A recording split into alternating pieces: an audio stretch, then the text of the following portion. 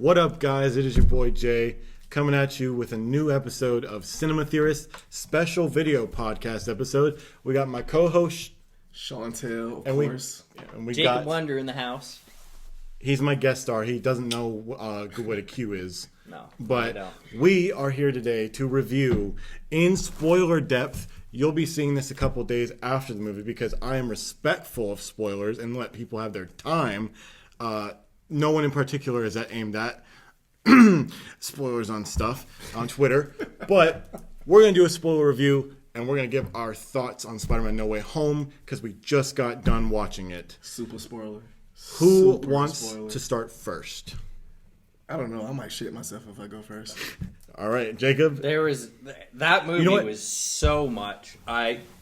There is so much there to unload that I think the only good way for us to do it is to break it down. For sure, I agree. By chapters. Now, I agree. Now, I want to. You know what? Actually, I am going to go ahead and go with you because you pretty much didn't watch any trailers. You refused to let me spoil anything. I watched nothing. I learned nothing. So he didn't know who is going to be in it other than what I may have accidentally spoiled out to him. And they showed a brief couple images and video clips before the movie came out. So I was like, well, I guess you didn't make it all the way to the movie. How'd that make you feel? I felt like there was no way home. Fair. Oh, my Lord. Oh, Fair. my Lord. Okay. Pun. So beginning, how did the movie start off? So, Far From Home ends on a post-credit scene where Peter Parker gets told pretty much by Mysterio that he is Peter Parker, Spider-Man, they're one and the same, and that he is a murderer and killed Mysterio. Which I'm gonna actually, I honestly thought that Mysterio was going to not be dead, which I still think he's not. I was thinking that too. And two, I kind of thought he was going to show up, so it was kind of a surprise that he didn't show up. I agree. So on that note, the transition at the beginning of the movie felt like it was plugged right into that last Spider-Man. I think that if you had it on Netflix and it auto-played that next one, I think you wouldn't know when it stopped. I agree as well. I think that's what it was going for, too. Yeah. So, this movie, and I know we're going to go through chapters, but this movie was a legacy of characters all rolled into one and beautifully done, might I add. This is the best Spider-Man 3 we've gotten because Spider-Man 3 Sony with Tobey Maguire, as good as he was a hot mess. And Andrew Garfield, well, obviously he didn't have a third one, so we're not going to talk about it. Burn. So the movie started off with, oh my gosh, everybody knew who Spider-Man is. There's so much hate on Spider-Man. Everybody's talking bad about him. But at the same time, he still has his supporters. He still has those people that know that they support him. I mean, we even saw some of his teachers, speaking good things to him. And I mean, One of the things that contributed to that was that they knew him before they knew he was Spider-Man. So they already had this biased opinion that he is a decent dude. Except for his gym teacher. For some reason, his gym teacher died. I don't know what was up with that gym teacher. I don't know what was up with him. Yeah, I think he had a problem with everybody, though. Yeah, he just didn't like gym it. teachers. But, oh my goodness. So it touched on the celebrity aspect of superheroes. And we've actually seen another TV show do this before. It was The Boys. So they went on that same thing, what would happen if everybody knew about superheroes and it was commercialized. And I felt that Spider-Man was similar to that in some aspects because everybody knew who he was, and it was this celebrity culture that we haven't really seen too much of in the other movies. So I'm gonna be the podcast guy again, and normally I have a biased opinion the second time I watch the film, but now that you bring it up, Jacob, about everybody knew that he was Spider-Man. Yeah. From the trailers, you didn't see trailers. I didn't see nothing. From the trailers, I felt like it was going to be a big ramification of everybody knowing that he was Spider-Man. Yeah, that's what I thought it was too. But it was no ramifications at all. So, in my opinion, I feel like the whole him being outed of Spider-Man in the movie was a bunch of bullshit. Other than him not wanting to be outed to save his friends. Mm-hmm. But I thought it was going to be something really horrible. For instance, Aunt May would be walking out and about and everybody would pelt her or the something. Paparazzi. But that's just me nitpicking. But you guys go ahead. Yeah, and they actually did show a little bit about that. We saw those helicopters outside of where he was living. That's fair. And we've actually seen that with Iron Man before. when he was, I think it was the first introduction at his mansion. I'm pretty sure that's when they were all coming in. Mansion? First Iron Man? Oh, right. Don't you mean the third one? Yeah, when The third one when actually gave his address out. The Mandarin? And they were like surrounding Sure, his... blows up maybe West. Maybe Yeah, West. yeah, that was Yeah, the so when one. he like gave it, even but to me, even in that aspect, he was still being cocky, Tony Stark's, and he like said, "Come and get me" type thing. Like, but another movie. But Spider-Man was true to his character. He sure. wasn't an Iron Man. I mean, and we saw a lot more of his personality in this movie than I think we did in the others. And not just because it's Spider-Man, but because he's not an Avenger in this movie. Right. Which in all of the other movies that we've seen him, he's an Avenger. He's with Tony Stark. And this is the most separated Tom Holland Spider-Man I think we've seen yet. I agree. I think that... So I personally know people on YouTube that I watch, and one specific channel, which I can go ahead and shout out because they're cool. The Real Rejects, Greg Alba, got a chance to go see Spider-Man No Way Home during the world premiere. Lucky. And I watched his spoiler-free review. Why would you watch a review before you see the movie? Because I'm a different breed, Jacob. Point being, I think that the awe that they felt, I think I understand the fact that this is the most Spider-Man film we've seen in the MCU so far. Yeah.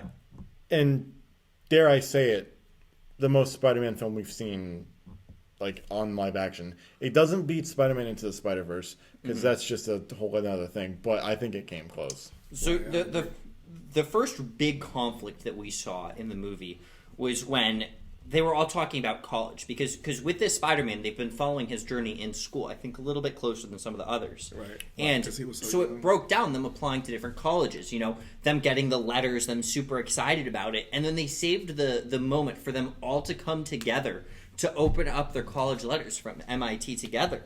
And it wasn't what they were wanting. No. Which was maybe not necessarily the ramification for him being outed that we wanted, but the fact that they got denied because they had associated with him. And if you think about it, is a that's ramification. so accurate to modern day times because cancel culture is so relevant. And the movie did a great job representing that. And so what was great about it is so then Spider-Man goes out to try to change that. But not for himself, but for his friends. else, exactly. Which is what Spider-Man has always been about. Every once in a while there's the conflict where he does prioritize himself, like in Spider-Man 3. For sure. But it was such a great representation of Spider-Man there. And wow, with Doctor Strange, so we already knew from the trailers, just from the covers for me, Doctor Strange was in this. Right, and I was worried that it was going to be another Avengers movie, but Right. I think they did a great job at separating this from an Avengers to put it to a Spider-Man. It was a Spider-Man that just happened to have Doctor Strange in it. Bam. Fucking perfect. I agree. So that was the one thing I had worried about with this movie. Is like, well, we got Iron Man as his mentor, and he has help with him in the first Spider-Man. The second one's got like Mysterio and Nick Fury for the most of it. Yeah. And I was like, okay, when are we going to see a Spider-Man movie where he's not getting mentored, and it's like, oh, Doctor Strange can be this, and be like, oh, so this is going to be another mentor situation. And what it turns out to be is not that at all. It's, well, I guess He was independent. He's kind of a mentor in the sense of you have to sacrifice one of your two lives in order to keep the people safe that you want to keep safe. And I feel like he's learned that lesson. Like, I feel like the main theme of this movie is sacrificing, because with great power comes great responsibility. I missed that cue. So right. so we transition from them trying to get into college to he's chasing after whatever the lady was. Yeah, the MIT lady. One of the executives or whatever. Dean Mission. Yes. And so he chases after. He's trying to look for her. He knows where she is because he wants to try to convince her, like, hey, please let my kids in. Now, I was thinking, if I saw some random person coming up to me to try to change my mind, I'd freak out. Well, especially on the highway. of all Especially things. on the highway. Now, But in that area, it stands but for again, traffic. though, he was already outed as Spider-Man, and plus, Yeah. he is And Peter if you Parker, were so- told that he was this murderous dude, I think you'd be kind of scared. Him showing up like that. Well, he's still applying for college. Right. Murderers have to get a degree somehow. Yeah. I feel like you did skip over one section though. Is we didn't really see much of a legal ramification in terms of what happened. The court process. Which So he did get arrested. he did get arrested. Big question. But they didn't have enough evidence to actually convict him of it. Right. But we didn't even talk about the fact that we saw Matt Murdock from the Daredevil series on Netflix come back. Yes. And we can't talk about Hawkeye because you haven't watched it. But Screw you, Kevin Feige. Wait, how does Well, not Hawkeye really play into the screw you, movie? do you care about being spoiled by something? I'm not seeing Hawkeye. I'm sorry. Okay, so Spoiler for everybody else. How did though. Hawkeye get in this? I didn't recognize any of the references. there's only one. So in Hawkeye, the main villain, like the big bad of the series, has been revealed to be Wilson Fisk, aka Kingpin, which was played by the same actor who played in the Netflix series. What is his name?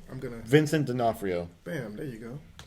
It's crazy, and now that means that since we've got him back and we've got the guy who played Matt Murdock in the Netflix series, means we might be able to see them in this and see other Netflix heroes.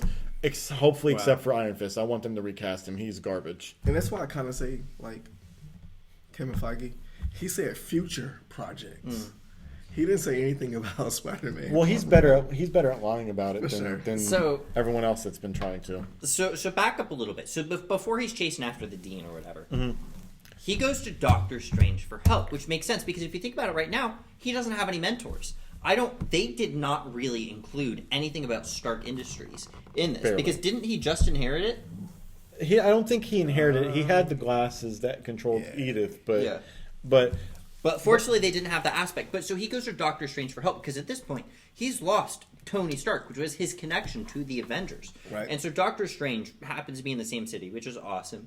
He goes there, and it's a snowstorm inside of that place. We'll get back on that, but there's one sequence that I wanted to cover. So when he gets, when he gets outed, it's like July or something like that is when when the last one took place. They managed to transition the montage between that point and right around Christmas, or maybe was it Halloween? Maybe is when this happened. They managed to transition that and kind of go through what his life was like pretty well, in my opinion. They didn't need to stay on that for too long. Right. There was that passage. And I actually didn't recognize that passage of time. Yeah. In other words, it was good pacing. I'll say it was really good pacing for the movie. But now back to Doctor Strange. Yeah. So Doctor Strange, you come in and it's a snowstorm, and so what they've always done really great with Doctor Strange is embracing the abnormal, the weird. So you come in and it felt super comfortable. It wasn't what it always was, but it was exactly the same kind of weird that you get, and it plays a lot with the dimensions and the environment. And so it was so awesome being able to see the people cleaning it up and then how it would actually deal. Because if what they're doing is not interdimensional, but with dealing with all these portals and stuff, it makes sense for there to be a blizzard. Like, it was absolutely brilliant. And so they used it and they capitalized on making jokes about slipping, and of course every other person was slipping. But I think that they did an amazing job with that, and I think that was something that didn't necessarily contribute to the story, but it did such a great job. It didn't contribute to the story, but it contributed to the MCM. Yeah, it did. Exactly. Which is fucking dope. Now, there was a line in the trailer that you didn't watch, obviously, that they didn't have in this. One of them nice misdirects in a trailer. So when they're talking about the spell, he's asking him to, make sure no one remembers who he is. And which is the premise of the movie. So the premise of the movie is he wants to restore his identity. He doesn't want people to know it. Now, that wasn't the line. The line was that he was talking to Wong about it. And Wong's like, that's a dangerous spell. Don't do that. Walks through the portal. And then Doctor Strange, he's like, fine, I won't do it. And then he winks at Peter, and then it. which wasn't in the movie. Right. Now, what's great about it is, what is his name? Wong? Yeah. Wong. So Wong Played is by is Benedict like, Wong. that is not safe. Don't do it. And then he's like, well, if you're going to do it, just don't include me. Yeah. Also, Wong is. The Sorcerer Supreme. Yeah. Right? I mean, Oh it makes, my I gosh. mean, it makes, I didn't see that coming. It makes No. sense. I don't think anybody would have really seen that coming. Now, the reason that he is because Doctor Strange was blimped or whatever. For sure. Snapped. That makes sense. And so, the purple references, I loved calling... They called Thanos the purple guy. Oh, yeah. Purple guy. The purple guy. Purple guy. It was bloody brilliant. But so the premise is that he's just trying to restore his identity. So they're doing this spell. And so Peter's like, let's everybody just forget about me. And that's what it's going to be. And so Doctor Strange is casting this spell. And he's like, wait. But these people need to remember me. And then that was the conflict. Human, that shows a superhero that was an Avenger showing humility, that like the things that he's built, MJ, Ned, that progress, progress, I don't want to ruin this, but let's make it to where everything else happens. Yeah, and that's when shit goes to hell. But and so the issue is because Peter's she's like, we got to do this, these people got to remember it, like all these people, and then so it just spirals out of control.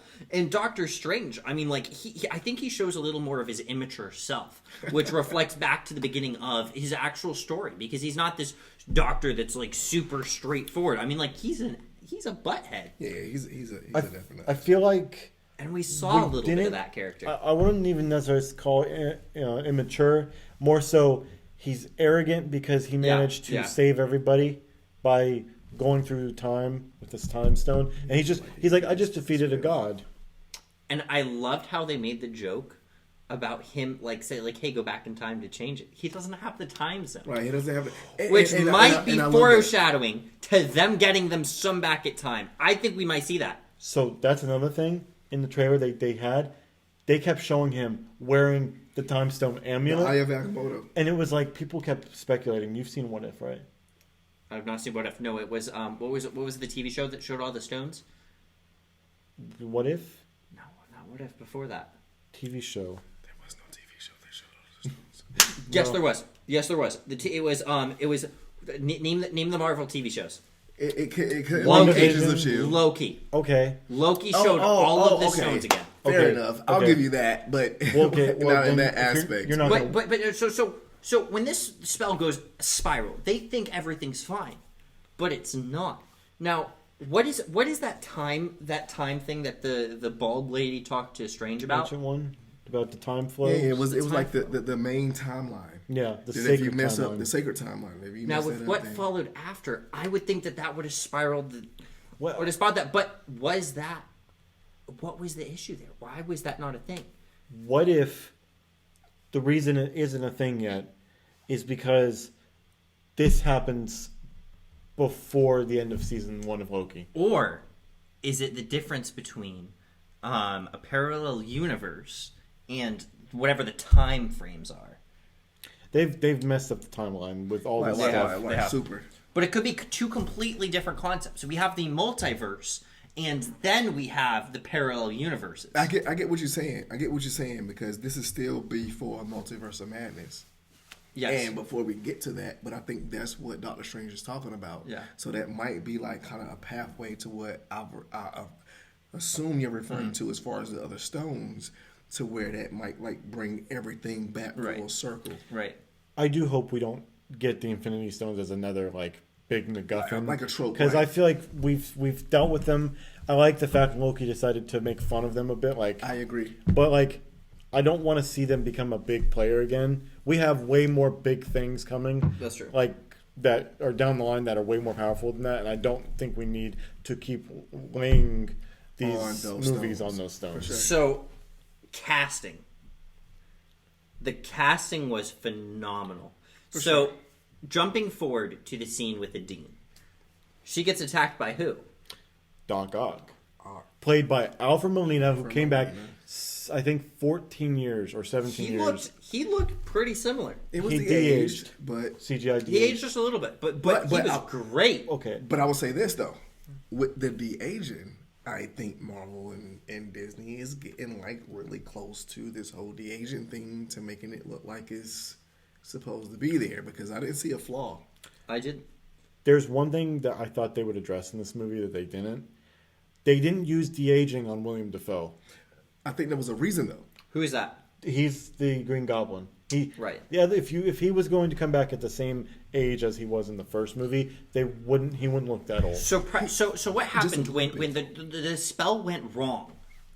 It brought all these times. So what was happening was Peter Parker was saying, everybody that knows who I am remembers me. So because the spell went bad, what happened was everybody that knew Peter Parker was Spider-Man got brought to this universe. Right. Yes. Such an amazing concept. So Well, some of them. what's great about this is it set it up for us to have no idea who that could include. For sure. I agree. And there were certain people that could have come in. Besides the trailers, we knew the trailer was. Right. This is why I don't watch the trailers. Well, but yeah. so we see Dr. Octopus, the first one, is a great character for a Spider-Man movie. So he comes in and he's attacking the nanosuit. And pause. I don't know how many of y'all are going to see it in 4DX. I don't know if y'all have 4DX, but you can't talk about Doc Ock coming up without it being in 4DX, and you like feel like we got to break down the 4DX at the end of this. But oh my gosh, I mean, it was pushing us around, and it felt like we were getting punched in the back. It was amazing. Now, when Spider-Man got slinged into the one of the pillars, you felt it. Right. Now we're going to pause real quick. He has never seen a movie in 4DX before. Never. This is his first experience. This is my multiple experience, and this is like his third or fourth. So we're going to clear that up. Yeah. But you can continue.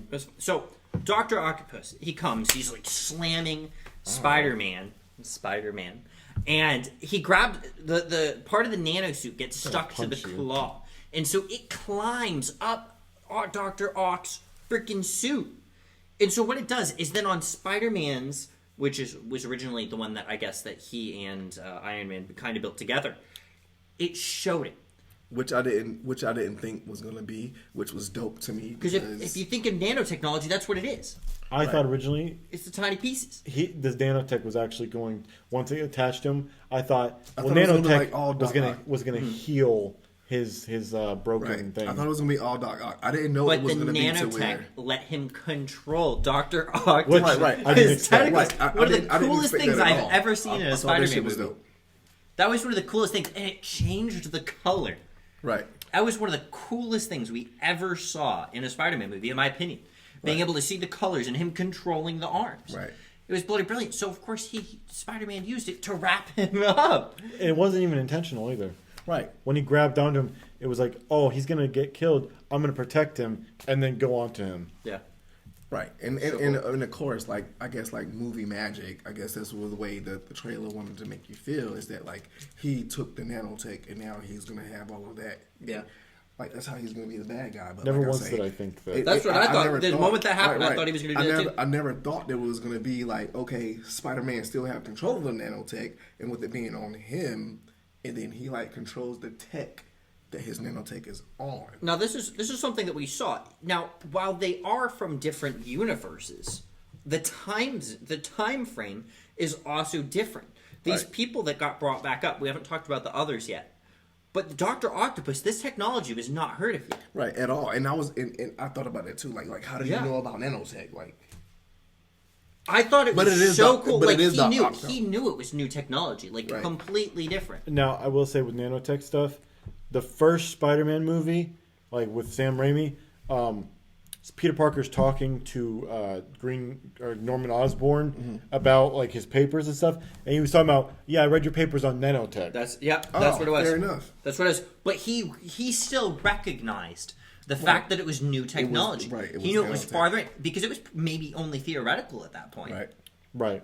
Or at least theoretical in the sense of that advanced of nanotech. Yeah. Right. And so once Spider-Man defeats Octopus, who do we see?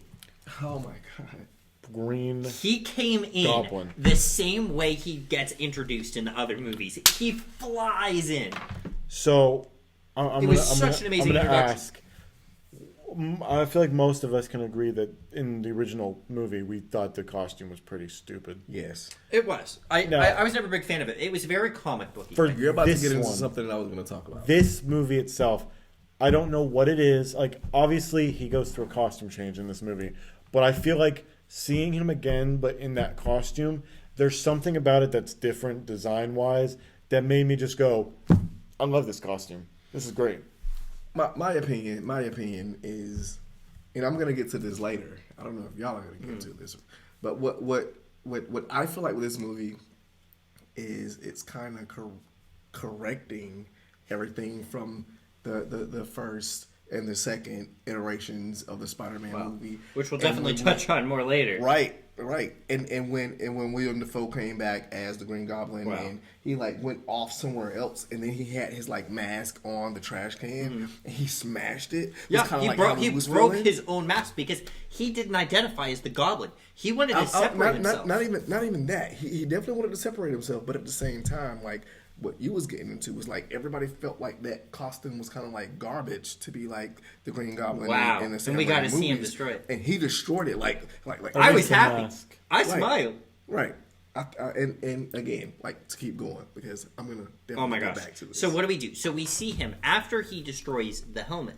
He goes and he seeks help. He goes to what? The homeless shelter, which Feast, which is Feast. Which when that was called Feast, this organization, which actually in the 17 Spider-Man game from Insomniac, Feast is a huge organization in that game. Wow. That's amazing. Aunt May actually like helps run. So Aunt May was working there, and so she calls Peter and she's like, "Hey, somebody here from that broke for the bad spell is here," and she's like, "You got to come here and help him." And so what did she say? She said, "You got to help him," because that's who Spider-Man is. Spider-Man helps people. Look at all these older movies. Spider-Man helped the villain, and the villains because of that helped him back. You look at the first Amazing Spider-Man when we see the lizard dude. Yeah. Or dragon dude. Dr. Kirk Connors. So he, at the end, saves Spider-Man from falling down. And I think that we do see a lot of redemption in this. And so he's seeking help. He looks homeless. He looks rough. But she's like, you got to help him. He's got a purple hoodie. And so this planted the seed for what was to come. Mm-hmm. I agree. Totally agree. Like I feel like that's why he wanted to save everybody. No. Because then we learned there, Spider-Man is not just trying to put everybody back in the time zone they came from. Right. She's teaching him Spider-Man needs to save all of these villains. Even though they're villains. Before they send them back. So when they go back to their universe, they're redeemed. Right. Before you actually did skip over a small part, when he's still looking for the Goblin, before he even finds him, he goes to this weapons facility thinking there's Green Goblin, and it ends up being Electro. Wow. And then also we got Sandman, who immediately doesn't understand what's going on and helps him. Spider-Man. Helps him. So Electro. So, oh my gosh. So who is he played by? Jamie Foxx? Jamie Foxx. Was that the same actor? Yes. He Also, looked completely different in this movie. Yeah, they don't really explain that necessarily, but when he's first forming back together, he's blue. Like from, I saw that.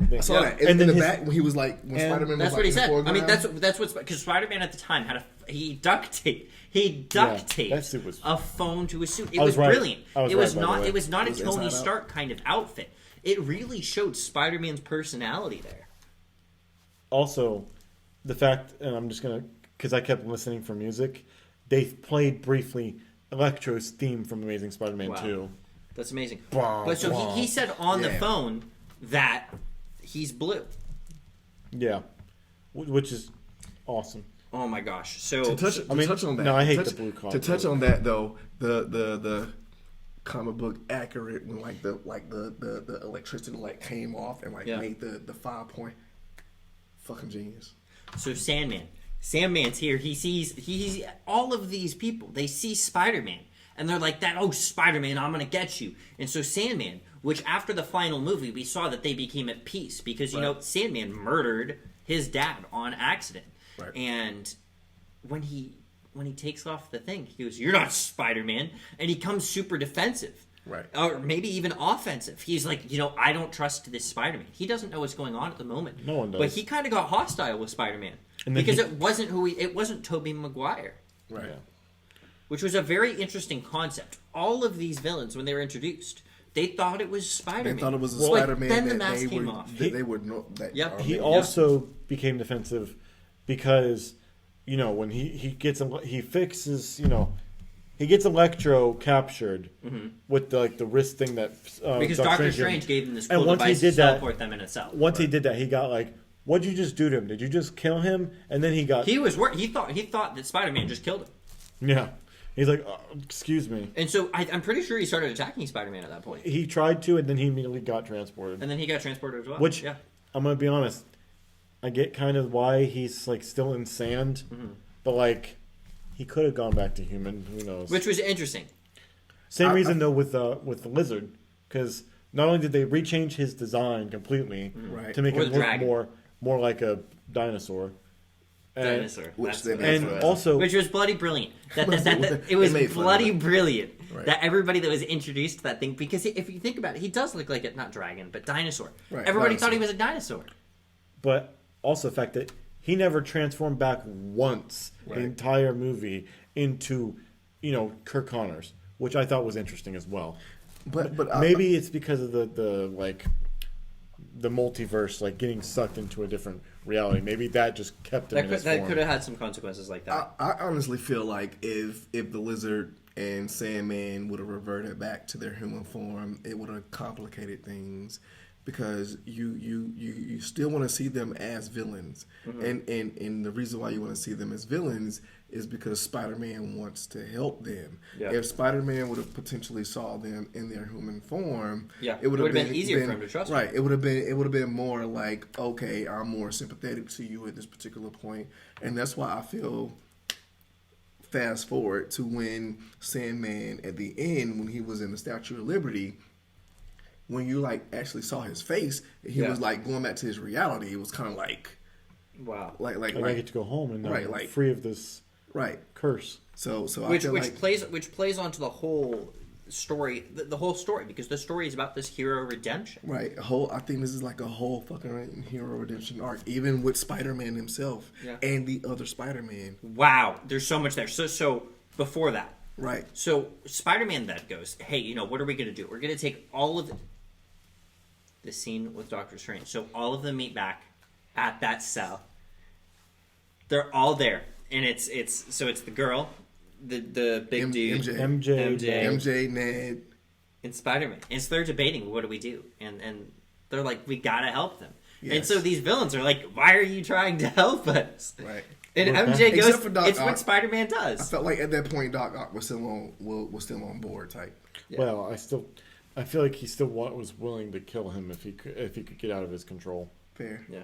because of the nano. But of course, because of the Yeah. So then Doctor Strange comes in, and he has the device that he's controlling and trying to bring it all back in. So like the spell, he contained it in this magical box that he would just press the button and it would completely cancel the spell And out. so he takes Spider-Man into this mirror universe, because Spider-Man's like, we gotta help them. So he grabs the box and runs out. He runs as far as he can, and then so you obviously- see this beautiful action scene where Spider-Man's trying to get away from Doctor Strange, but Doctor MC Strange is exit. Doctor Strange, and we saw the portal effect with the portal. And then so we saw, Spider-Man go to try to grab on a building. Doctor Strange opens a portal before it hits the building, so he grabs onto himself. I think that was like the illest part. That was one of the coolest things. So I'm gonna be honest, I don't know if either one of you, but like that entire sequence, my mouth was open the entire time. Yeah, It was My jaw amazing. dropped. I would line that scene up with the X-Men scene that we saw with the guy that runs really fast when he's running into yes, that lab. I agree. One of the best cinematic experiences that we ever saw. I think in film overall. I mean, that was so legendary, and I think To that be this fair. definitely compares. To be fair, I'll compare it, but I don't think anything is topping that fucking X-Men scene. No, I felt like that was like the best representation of. But I think they still did a great job of capturing the action scenes. Oh, no, for sure. Sometimes with Marvel, it's just like, yeah, it's action. Obviously, the bad guys are gonna not win in the end. It's like you think of like the end game. I think some of that final action scenes where like it was so completely predictable. A lot of it, but in this, it was unpredictable. Like some of this stuff, it was bloody brilliant. Like the concept of him trying to go for Billy, but the portal, and so Doctor Strange had Spider-Man attack himself. But then they go into the mirror dimension. Oh. No. Wait a minute. You got to pause real quick though, because we're talking about the portal and Doctor Strange. Yeah. But what I didn't expect is when he put him into the astral plane and he was still able to move because of his other stuff. So right before the mirror dimension. Because of his spidey sense, he was able to get out of the own astral projection he got pushed out into, which was nuts. He was also trying to get away the That box. was just as legendary I mean, as Captain America grabbing the hammer. Even No. I've got goosebumps. Hell no. hold up. Maybe I'm throwing shade at Captain America. Even Doctor It was so legendary. Yes. To see him do that. I agree with that part. Even Doctor Strange, was who is baffled. a sorcerer supreme who had been studying this whole time, was like, well, how are you doing this? Right. Yeah. And that's what got me, because I think that might play a bigger part in something else. Because, like I say, like you said, Doctor Strange was like baffled, like, how the hell are you doing this? And I think at the same time, I think this is a great representation of Doctor Strange, because he's new to this world. For sure. Doctor Strange has only been doing this magical stuff for maybe, I guess if you don't count the 5 years he was gone, maybe like 4 years or something. Right. No. He's been doing it for because think about this. Reality speaking, he's been doing this for about 5 years. Okay. But I also feel like when he was stuck in that loop with Dormammu and the Doctor Strange forever, and then he was also recounting all the times that they would either win or lose, that his wisdom is beyond the amount of years. What was the bald lady's name? Ancient One. Ancient One. I think that she would have predicted Spider-Man doing that, because she's more all-knowing. And I think that this was a good representation of Doctor Strange, because he's not this all-knowing guy. He's arrogant. Because not only is he arrogant, but he is newer, if you take aside the fact that he infinitely looped. I agree with that. I agree that the Ancient One would have kind of seemed like Spider-Man, being able to move all that other stuff. Because, like you say, like experience. Even at this point in time, Doctor Strange isn't even the Sorcerer Supreme, and she was for sure. So yeah, I'll give it to you. She lived lifetimes, but so right. So then they go into the mirror dimension. This is bloody brilliant. Every time they go into this, it's always like, oh, wow, MC Escher, bro. This is super cool. So they're fighting, like an acid the buildings and stuff, go everything.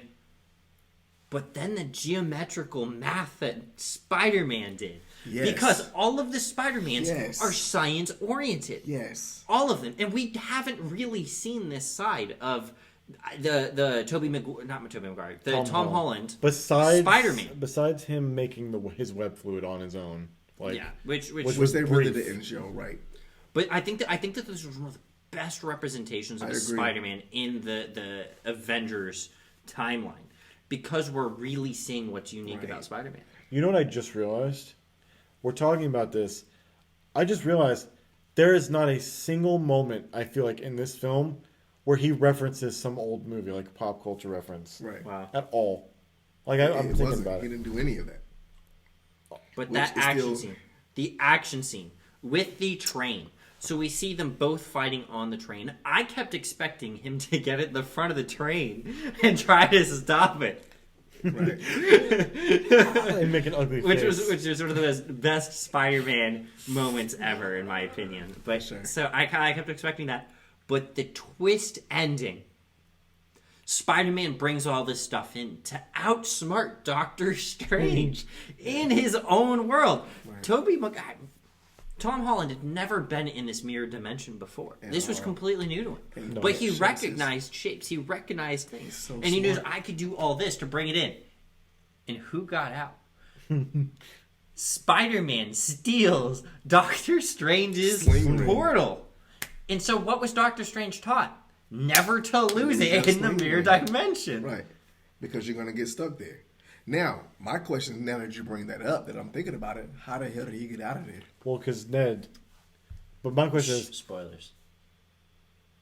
All this shit is Sequencing. spoilers. Jacob- Sequencing. We Fair gotta enough. break it down in order. So yeah, but so you what's keep great skipping over is, stuff. so a lot of people were thinking that maybe this will be another Avengers Spider-Man, but it wasn't. This was a great way. They pulled Doctor Strange out of it. Doctor Strange is locked in it. They could have gone back to him, but I think they did a great job with separating the Avengers from I agree. Spider-Man. with It was putting a him right there. Avengers Endgame level movie, but not like Captain America Civil War, which I Yeah. love, which was just Avengers 2.5. Yeah. More or less. So after Tom Holland gets out, he brings up all the villains, and they're like, we gotta help all y'all.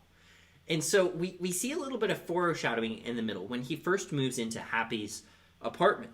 We see that box, and I didn't know what the box was. I thought it was another spider suit. It was a box. Why does Happy have it in his apartment? We don't know. We just see that it shows Stark Industries on it. Now he brings all the villains to his apartment. Yeah, Right. Which Which is a trust thing right there. Well, 'cause- these people some of them are murderers. They tried killing people. right. I mean, Electro was like, if this don't work out, I'm gonna fry you. Electra Yeah, he didn't legit want to said do that. it. Electra did not want to do it. Doc Ock didn't even want to be there So Electra walks in and he senses the power of the Yeah, arc reactor. the arc reactor. because he sensed it, and so Spider-Man knew what the box was. Apparently, he goes over to it and he opens it, and it's that weird electronic thing that lets him build suits and stuff. Fabricator. The fabricator. And so what do? The first thing he builds is the tiny little chip that Dr. Octopus needed to control the arms. He did have help with Norman Osborn. 'Cause Norman 'cause Osborn. He's somewhat helped. of a scientist. These villains are himself. helping each other. Now we see there's a little bit of trust issues with Sandman, the electric guy, And Electro. Lizards and the lizard. The lizard guy's just trapped. He's in a the- truck because he can't revert to his So uniform. Spider-Man's trying to help everyone. He's trying to revert them to their pre-villain state. Now, there's a few of the villains are stuck evil. The lizard guy or the dino guy, LOL. Love that joke they kept making. The lizard. He was a great guy. He was a good doctor, and he did it Yeah. because he was trying to not just help humanity, but he lost his arm and he Right. wanted his He was arm. trying to- And he was not a bad person then. Like, he did not want to inject himself. But it did corrupt in the first Spider-Man, Amazing Spider-Man. Because movie. Or because comic book. He accidentally became the bad guy because he was forced to take it experimental because they were cutting his funding off. Well, and they were gonna- So he was not a bad person. Neither was Dr. Octopus. Dr. Octopus was a great guy trying to do so much good. Such a fucking sympathetic villain, bro. Like, Yeah, and I think that Killmonger. Marvel does such a great job about blurring the lines between good and evil. Because go back to Thanos. Thanos is not a bad guy. He's a He mad good Titan. person that has done terrible things because he truly believes he's trying to save the his universe. belief, right? His Which- belief was what, like, So pushed which is him. other villains. Yeah, Killmonger. I do have to pause Killmonger. on that real quick though. You know that Michael B. Jordan said Killmonger's not a villain? Yeah, I read it today as well. I don't know. No, okay, so wait a minute. Pause. To piggyback off of that, in the comic book, Killmonger was legitimately a villain. Now, in the MCU, He's a sympathetic villain, but he's in the MCU though, like, he's still sympathetic, but I don't think that saying that he's not a villain is correct. nah. I'm gonna pull this card. It's because you're white. If it legitimately Killmonger's role in the Black Panther, the live action movie, was R.I.P. Black Panther. for sure. Chadwick. know Chadwick his name. Boseman, rest in peace, brother, for sure. But legitimately, the reason I'm not even going to say I think, but the reason why Michael B. Jordan is saying that Killmonger wasn't a villain is because in the same vein as Thanos in the MCU goes, that Killmonger literally had a reason to feel how he felt, to where that us as black people are so fucking oppressed that we got a nation here, like an entire nation that nobody knows about. They got more knowledge and technology than the entire world, bro, to where he feel like he can get this technology out to our people and empower our people to where we supposed to be. Let me see if maybe this could make a better point. If we're gonna say that he's not a villain with those goals that are good but not going about it the right way, then Black Panther's not a hero because he's going about it the correct way. I still agree with that, and that again goes toward points of Killmonger, because What TV show is he from? Black Panther. the Black Panther movie. Yeah, Killmonger, Michael B. Jordan. Who is that guy? He was the one that the cousin. He played in Fruitville Station. That white guy? No, he's black. We're gonna pause. We're gonna take a time out for the podcast real quick. No, but yeah, Michael B. Jordan. You're gonna Bro. cut this scene. No. Michael B. Jordan. He played Creed in the Rocky movies. In The Office? I'm joking. That's a joke. We're gonna go ahead and go back to the movie because we're gonna have this discussion off podcast. Right, for sure. But Wow, these either are way, these are bloopers. You're gonna have I to don't trim this. I out. don't I'm feel not like trimming Killmonger is You're gonna look like a fool on. It's on legit. I Genuinely still a don't villain. know who that is. I'm sorry. technically a villain. No, don't you dare pause it. Don't you dare I'm not pause pausing it. I'm looking it up. You guys continue talking while I Oh, shut no, up. Okay, no. okay. But I don't know if anybody heard me because they were talking. But I don't feel like Killmonger was a villain in a sense. But Nah, he was an technically a a-hole. villain for sure. Yeah, He was an a-hole. Okay. So he might have been an asshole for sure because of the way he was going about it. I can't even But say Leaders do have to have- But again, you got to understand again from our perspective. Mm-hmm. You gotta take shit. Like we don't have the opportunity, and I don't want this shit to go left, even though I'm pointing right. But we don't have the opportunity that Captain America has, or Tony Stark has, because he's like a kid of a multi-billionaire company, and he's white. To be quite honest, so Killmonger felt like since we don't have this opportunity, we gotta take this opportunity.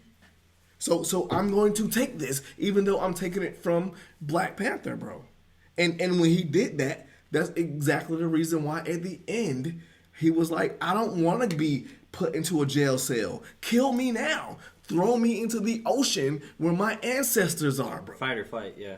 Because that's what we legitimately went through. And that's why, unless I'm wrong, that's the reason why Black Panther is the highest grossing Marvel movie to date, because we as black people got some shit to relate to. as a solo film, it is the highest. Solo film, either way, still the Well, highest. it made more than any of the Iron Man movies. So. Right. That's surprising. Wow. No, not really. But so back to the movie that we just watched. So we see them all together trying to save each other, which was super awesome. And seeing the scene where Spider-Man put the chip back on Dr. Octavius. He was fighting. Don't put that on me. Don't put it on me. I don't trust this I will technology. kill you and rip your bones from your flesh. Or, And then it was just silent. Right. I thought the audio was gone for a second there, honestly. I loved it. What it was an emotional moment that they were trying to create with the redemption story. Because again, he was not a bad person. The chip was the issue. Right. Because he was doing his technology for a reason, which was to better humanity first and foremost, and then his wife, and then it just So the reason it was quiet was because the voices in his head finally went quiet. stopped. Exactly. Which was, I thought that was great. And so then he thanked Spider-Man. gives him And his so nanotech this back. is when the other villains start to realize that, oh snap, this Spider-Man, he's actually trying to help us. Right. And then so we see them start working on some of the other technology. And so they get this electric thing that they put on the electric guy. Electro. And so we see, and they give us a little bit of spoiler. We see that it goes beep, and it shows one light. And then they're talking. Beep. And it keeps on. And so it's building. And so they're talking, and they're, this is all this. And then so we see him the whole time eyeballing the arc reactor. Thinking. Right. And he Because he was feels like, all that. do I really want to get this power to be gone? Like he said, I don't want to go back to being the loser that I was. So Beep. Now, And so it keeps going on. It's going. It's going. And then it takes the moment. I don't want to be saved. I don't want to give this up my power. I don't have to be a good guy. I can seize this opportunity. and then he rips it off his chest. But it was because of Green Goblin. Osborn, though. So this is what I don't get, and I don't know if you guys noticed it. So Spider-Man gets this spider sense, which, by the way, Oh my god! his spider sense in this movie is great. Oh my god! They redeemed it from them not having it in the first one. Yeah. But what exactly was it that Osborn had in his hand that he flipped and gave a web to? Because I don't know what it was. All I know is that scene. So Spider-Man, he starts getting the tingle. Bro. And everybody, that theater went dead silent. That was the best representation of the spider sense. Yeah. From all of the other Spider-Man. But also it's because he's in this presence. Usually spider sense is, I got to go over here. Right. It's just he did there's not know what spot. was going on. Because there was nothing evil going on. Right. And he was All like he moving, did is he sensed the intentions. He was moving through like every little thing. They were all asking him questions, and he just they're just barely, he can't really hear him. It's like someone's got cups over his ears, and he's just looking to find the person. Right. That scene was, that's going to be a lasting scene. And I thought, Standout scene. And I sure. thought when he closed his eyes and fought the drones from Mysterio was amazing. Right. This when he top was bit. doing. And so he looks at Osborn, and he flings at him. And he's Because Osborn at this point, because he doesn't have the helmet. We didn't know who he was, Right. but we do know that he's switching between the personalities, right. and so he's bad. And so because of that, Electro pulls that off, and so now we have two bad villains that are back to being free, that don't want to be helped. And Sandman at the same time was like, you know what? Never mind. Sandman was out with them. Right.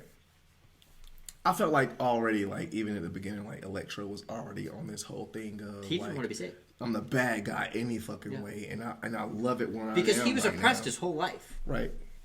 Which is what his story was about. He was oppressed. Nobody knew about him. Right. So flash forward. So they're all, there's the heavy attack scenes. You are forgetting one thing though. J. Jonah Jameson in this, nice Alex Jones type. Oh my gosh, no, bloody brilliant. The moment that he pulled out the supplements or whatever, I said out loud, Alex Jones. They did a great job representing that. But honestly, I was disappointed to see him being that character. Yeah, now, so- obviously, his Really? personality matches it well. But Alex Jones is a more niche figure, and I wanted to see him still in the Daily Bugle. Well, kind no, of this thing. was the more modernized because no one reads newspapers much Right. anymore. Also, fake news. I think it would have been better if he was a Fox News kind of anchor. Well, so Which embraces the conspiracy theories and, For sure. these good In- people are that. I think In the that would have been Insomniac- too obvious, though. in the Insomniac game, he actually was a podcaster. Gotcha. Surprisingly, Right. But so then this intense fighting scene, Green Goblin shoving Spider-Man through the building. Dog and Ock's stuff. trying to help him. Do we want to talk about what happened at that bottom floor? The fact that he used his glider to kill May. So we see the glider, and everybody's Which thinking, was oh my fucking- I gosh, was who's stoked gonna about die? That, though. Everybody knew somebody was gonna die Oh, because I- the moment we saw that glider. I had a strong feeling. I was You like, had already said that shit too. I had a strong feeling. I was like, they're gonna kill off Aunt May. Yeah. I thought. Now Spider-Man has no parents, I think it was no necessary. aunt, no uncle. I'm getting ahead of myself, but I think Aunt May dying was necessary. At the end of the film, I would, and I know we're jumping ahead a bit, but at the end of the film, what they do with that, I'm like, I see where they're going with this. She had to die. Also, Right, It right. makes it because She it makes had it to. makes it easier for him to. lean on somebody. Right. She had to die. Now, Because even But she died going out with a fight. so the right, way right. that she died, we didn't know if she was dead. Some people were like, "Oh my gosh, they can't kill her off." I think that we were pretty split on that. It was either they're going to kill her or they're not going to kill her and she's I going to agree. survive. Oh my gosh! But And so then so Happy. she dies, and so Happy comes in. And he sees And it. they arrest Happy. They detain him. They put him in cuffs, and then they come in guns blazing on Spider-Man because the think- narrative that the Alex Jones figure is pushing is that Spider-Man's bad and he's doing all this damage. I mean, to be fair, yeah, all these villains and stuff come out of this apartment and wreck this apartment building, and Aunt May's dead. Of course, they're gonna think Blame it that on he killed her, Right. So Spider-Man goes out, and wow. and he's alone. And lo and behold, we get into Ned and MJ holding on to the box for safekeeping. Which is an interesting duo at his already, house. because they're very different people. Yeah, It's two you different wouldn't dynamics. pitch them as friends without Spider-Man. And so Peter Parker. they're at Ned's house. They're chilling, whatever. They're trying to His wait. house, his personal house. And so they're like, well, we need to get a hold of him. And so Ned, talking earlier in the film about how his parents are like witches or something, like have magic in them, is trying to open the portal, saying, I need Peter. And lo and behold, who comes out of it for the first time in almost 7 years? The amazing Spider-Man. Andrew Garfield, who seems to be down and out on his luck. But it wasn't Andrew Garfield. It Yes, was it was. Spider-Man. Well, I know, but it was They Peter thought Parker. it was Spider-Man, and so they played on this. Like they Right. wanted Spider-Man, I and agree. they didn't get the Spider-Man they wanted. Well, they Right, were right. Peter I Parker. agree because they was legitimately like asking for Spider-Man, but like you said, Now- it wasn't a Spider-Man that it was. Now, here's the thing, though, right? So they didn't call upon him from a different universe. Those two had gotten Already sucked in. Well, they were sucked in. Okay, so they're like, we're gonna try that again after trying to figure out that this is Peter Parker. Wait. The scene with they wanted him to prove that he was Spider-Man. Clean that cobweb. So he's like, come on. He's like, I'm Spider-Man, obviously. And so they ask him, so he jumps up to prove it. He's sticking. They didn't believe it. His hands on the ceiling. They didn't trust him. And they were like, climb on the ceiling. And he's like, what? Go get Like, that cobweb.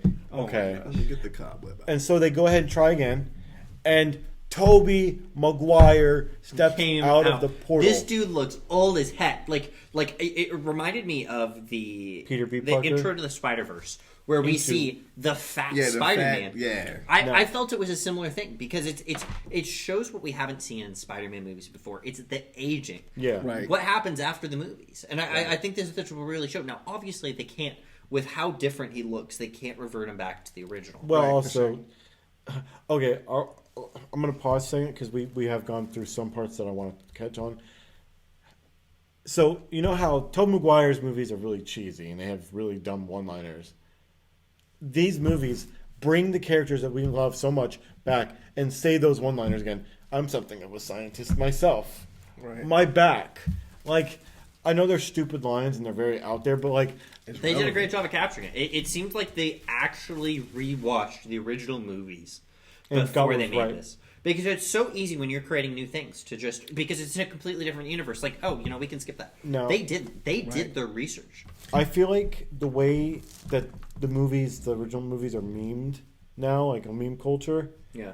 I feel like the way they delivered it in these movies, like what they re-delivered, it didn't feel like a meme thing. It felt. I will like say, a I will nice, say, funny I was moment. very surprised they didn't really accurately recreate the point scene. I don't think they. No, it accurately- was I wet. think because way too many people was like thinking about it. Yeah. Well, also they already did Into the Spider-Verse, so they can't do it twice. What I feel like is, and this is what I was going to get to earlier in the podcast, is what I feel like is with Sony really owning the properties. Sony and could have screwed it up. Sony could have said, "Nope, we're not doing this." not even that though. But I feel like Marvel. I feel like with Sony owning the properties of Spider-Man, and now all of a sudden it's an MCU, and we got Spider-Man in the MCU, but we're still thinking about the Spider-Man from Sam Raimi, and I forget the second director's name. Mark but- Webb. Mark Webb. Which is kind of funny considering I Spider-Man. feel like with those movies and with those series being left off where they were, and all of the fans of the genre still making memes and picking on those movies, I feel like this, like we were saying, redemption arcs. I feel like this movie was a proper send off for those series of Because movies. The Amazing Spider-Man 3 was supposed to come out, but it got canceled. Because it didn't make enough. Because it didn't make it. It was something that was so disappointing because they had such great setup for it, but it got dropped off because they jumped to the Tom Holland one. And I think that The problem is- as a fan of the originals more than Tom Holland, I was very content with how they played with these Spider-Mans and brought him in. I would have been upset if they had the villains but not the Spider-Man. That's what a Oh, lot yeah, of people hell were yeah. thinking. I want to touch on something that I feel like maybe this is most likely why I think this movie stands out so much to me. Is that I don't think we've ever had an MCU movie where the villains got redemption arcs to them. Like, obviously they were forced into it, but You said like, Spider-Man's? well, I'm talking about any MCU any movie MCU whatsoever. movie. We never got a redemption, like a villain that. Besides Bucky. Well, Bucky, I don't really say. No, He was brainwashed. no. Bucky didn't get his redemption until Falcon and the Winter Soldier. What I'm saying is, like, You're talking about redemption in the same movie? I'm talking about. We've seen these characters before, right? And again, I wouldn't even consider Bucky to be a villain per se because he was brainwashed by Hydra. Right. But like we've only ever got villains that ended up getting killed off by the end of their movie, or put in prison. Like Yeah. Vulture is not redeemed. Which the prison thing is reoccurring in all the Spider-Man movies. We see Except for the second one. we see the villains Except for the in second. the prison. When? Oh yeah. Yeah. I mean that's a reoccurring thing. We you know, didn't with see the it in scenes. Far From Home though. Maybe just- not in Far From Home, but Spider-Man that was a reoccurring thing we saw. I hope in Mysterio all comes the other back. Spider movies, and they actually did do in this thing too. I mean, they were all trapped in a prison. Yeah. A Um, magical prison. So- For so- sure. I see what you're saying. Now that we've touched on all of the people that pulled in, except the end credit scene, Which we'll get to. who did y'all want to see? Who did I want to see in that movie? So one of the biggest things that I was really hoping That wasn't for it? was I was really hoping that they would bring Gwen from this universe in to be introduced to Andrew Garfield. I was prepared to cry and be so happy. I wanted to see maybe just an Easter egg of her in the city. So, the only things that I kind of had hoped for that they didn't have in it, that honestly, I'm not disappointed that they didn't, was maybe seeing a little bit of what was going on in those two respective universes that were taking place after the movies that we had seen. Like a little insight before getting pushed into this. But again, I'm not disappointed with it because ultimately, this movie still felt like a Tom Holland. It was Tom Holland's, not Right. these ones, and so we didn't need to push into those universes. Which is fair. And the only other thing that I, again, wouldn't say disappointed that they didn't have, I would have liked to have seen somehow Mysterio, like not I'm really not diving show into up, Mysterio. more honestly. so in the fact of Showing he was confirmation. still living. Yeah. He was Yeah, still living. because they Just a it's- hint. That's fair. Maybe when you rewatch it again, 'Cause here's the thing. maybe you'll see some kind of Easter egg that hints at him. Because here's the thing. That would have been one specific evidence of whether or not he was dead if they found his body. And there's no evidence that they found his body. Well, they didn't really talk about him at all. No, I know, but I'm saying is they never found a body. That's a good point. See, wow. I would have had to watch it a second time to pick up. I feel on that. like the only reason why Because if they- they had a body, they would They'd have. be Spider-Man would confirmed. have been in jail, and Yeah. I would have been really interesting. The movie could have gone a completely different direction if he had to bust out of jail, or if his friends busted him out of jail. I just feel like they didn't like really bring him back because it would have took away from what they were trying to do. Absolutely, I As think far that they as- captured the movie great. I'd love to see. I'm them glad like, they didn't include some of these other people. I would like to see them build like a in-universe Sinister Six. Right, but see that Which that was was the kind of thing. hinted at. At least That- you thought. But that was the Both thing. of y'all though. thought. That was the thing though, and that's another reason why I feel like they didn't show Mysterio is because He would have it been a sixth couldn't- villain. Right, not even that. It couldn't really be a Sinister Six if culmination they was gonna send back Electro. They was gonna send back The Fearsome Five. right. They're gonna send everybody back. That's why when we get to the end of the movie, I feel like that fucking post credit scene was genius. I felt like it was brilliant. With the first one or the second? The first one. I think Fucking brilliant. I So think okay, what I was kind of expecting the whole time for Venom to come in at some point, but because Venom is pretty much its own IP in the Spider-Man, at the end of the Venom 2, we see that he's just sitting in a bed, and just randomly some guy comes in through the door because they got pulled in. And I was actually really happy that Venom wasn't in the movie as a main character. I think it was really great that they put it towards the end scene because I guarantee a large percent of the people hadn't seen Venom because it pretty much is its own IP. Okay, so here's a thought that I just thought about. What if there's been a misdirect? we're not gonna get Tom Hardy versus Tom Holland. We're gonna get him in the black suit that because there was a piece left behind, and then he's gonna eventually give that to Eddie Brock in universe. That's why I said that shit was genius. But I'm trying to wait until we get there. That post-credit scene was genius. I seriously think we could end up getting the black suited Spider-Man in the next movie. That's what we're gonna get. We're gonna get that storyline. That's what we're gonna get. Because think about it, he's still technically at his lowest right now. That's what we're gonna get. So back up. So all the Spider-Mans come together, and so what they need to do is they need to rebuild the tech. The scientist bros. The scientist bros. They made so many great lines about all the Spider-Mans because they were exploring each other. That sounds gay. Super gay, but Not sexually. not that we. But they did get on a biological level, and it was so brilliant because what's different about Tom Holland, Andrew Garfield, and the other one is they all have different technology for the webs. Now, Andrew Garfield and Tom Holland's is pretty similar, but Tobey Maguire's, the webs come out of him, organic. and so it was so bloody brilliant seeing the other Spider-Mans realize that it's coming out of him. Right. They were like, "How did you do that?" Can we pause and just Don't make the web joke. No. The way They made a joke at one point about where does women come out from anywhere else, which is so Horrible. that was an adult joke right That's there. horrible. could we all agree that this movie was a pretty dark film, right? Darker than what like the previous ones have been. There's more at stake in this one and more emotional. I'd say there's more at stake. I would not say it's dark. I think it's darker I don't and more. feel like it was dark. But the reason I would say it's not darker is because everybody was built around redemption. Let me finish it though.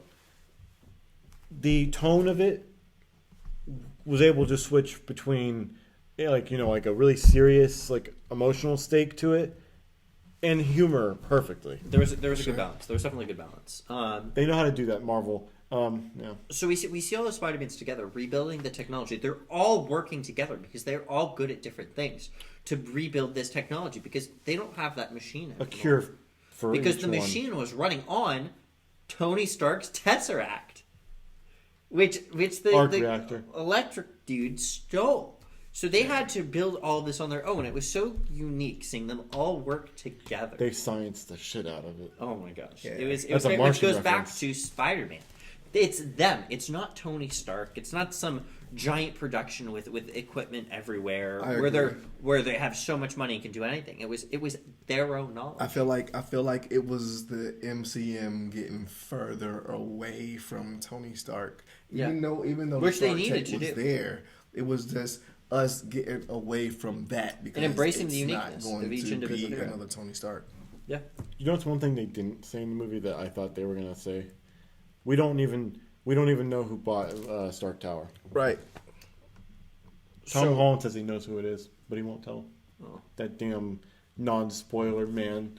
Where's my Tom? That's not my Tom Holland. So they get all the equipment together, and they posted on social media. They got on the news with that dude, and they were like, hey, villains were going to be here. But so Spider-Man had the opportunity here when he was talking to the world to represent his case, to prove that he was a good person.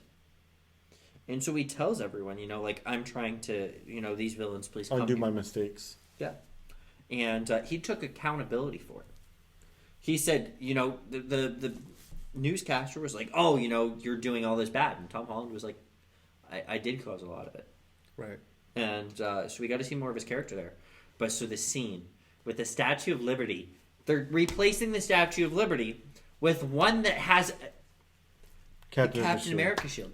Which they referenced in Hawkeye. I'm going to say, which spoiler for you, they actually referenced in Hawkeye, which was dope. Also, I don't know if you knew this. It felt out of the blue. I will say that whole scene felt out of the blue with it. I was like, oh wow, what is this? Oh yeah, because you hadn't seen the trailers. I keep So, thinking that.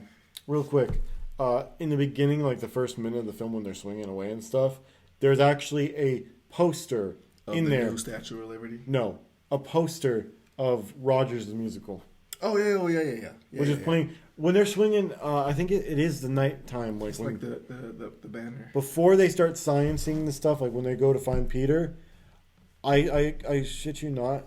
I think that there's a scene where it's like near Christmas, and I'm like, is this in the same exact time frame as Hawkeye? Yeah, That'd be crazy. So they're all fighting. So I guess the villains eventually show up. But the one-liners between all the Spider-Man was just so amazing. And then seeing them explore each other.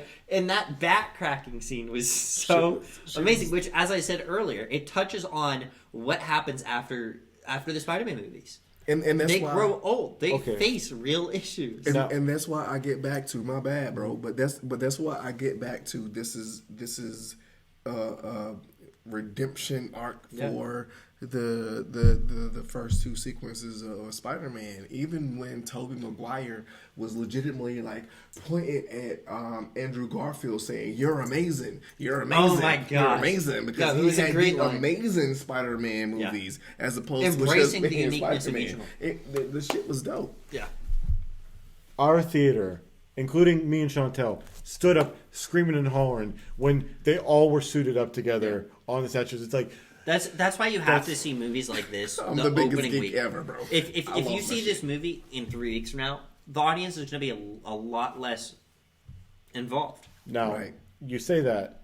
Well, I don't know about 3 weeks, but I know for a fact that there are multiple screenings on Christmas Day, which is a week from now, that are sold out for this movie. And that was with Endgame. The first time we all watched it in the theater. Oh yeah, absolutely erupted. But after you see it so many times, a month after it comes out, you don't see that as much, and that's why you really have to pre-order tickets. I will say this: speaking of standing up, like geeking out, and everybody's saying like this is like a big movie compared to Endgame, I will say I stood up more times clapping my hand in this movie than I did in Endgame, like at all. No, I did cry more in Endgame, but I do think this was more. And the reason it was like that is I think Endgame was really predictable in a certain aspect because we all knew that everybody would have to come out. I mean, there's more mystery, but we stood up so many times because there were so many unexpected things. Here's another thing too. Endgame was a culmination of 10 years of movies. It was. Now, which you would think would make us stand up more often. Well, here's the thing. And Spider-Man was the culmination of all 3 movies. Exactly. Movies that we grew up with. Right.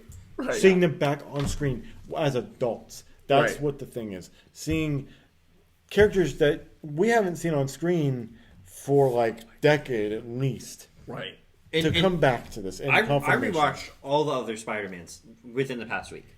I didn't, but I also have watched all of them within the past 6 months. And I think that Tobey Maguire was a little bit out of character. I think that he could have been prepped a little bit more. I felt that he probably hasn't acted in a while, if I can guess. I felt like Tobey Maguire was more like the Spider-Man from Into the Spider-Verse. Peter B. Parker. Yeah, I would say he was more casual. He was a regular person. Yeah, I would bet that the reason that could make this canon is there's less crime.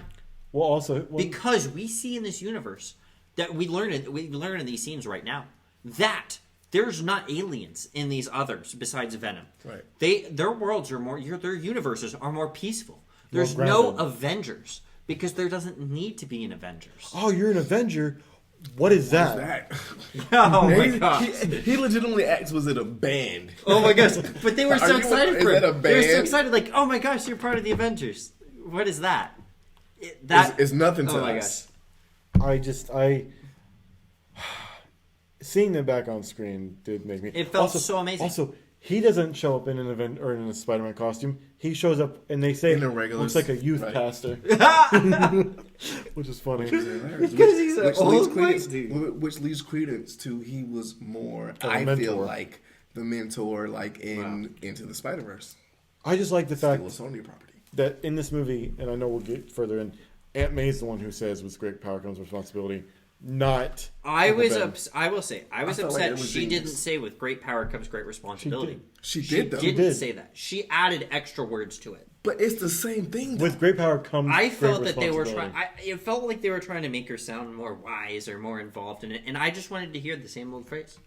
Fair enough. Hey, purist. But when they all said it together and finished each other's sentences. But to be fair, though, we didn't even get that line at all in the Amazing Spider-Man movies. Right. It was something that I can't even remember.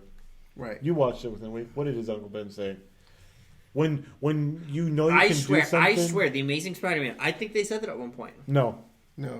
I can tell you they didn't. No. It was like when you have a responsibility, or when you have a something that you have to be at.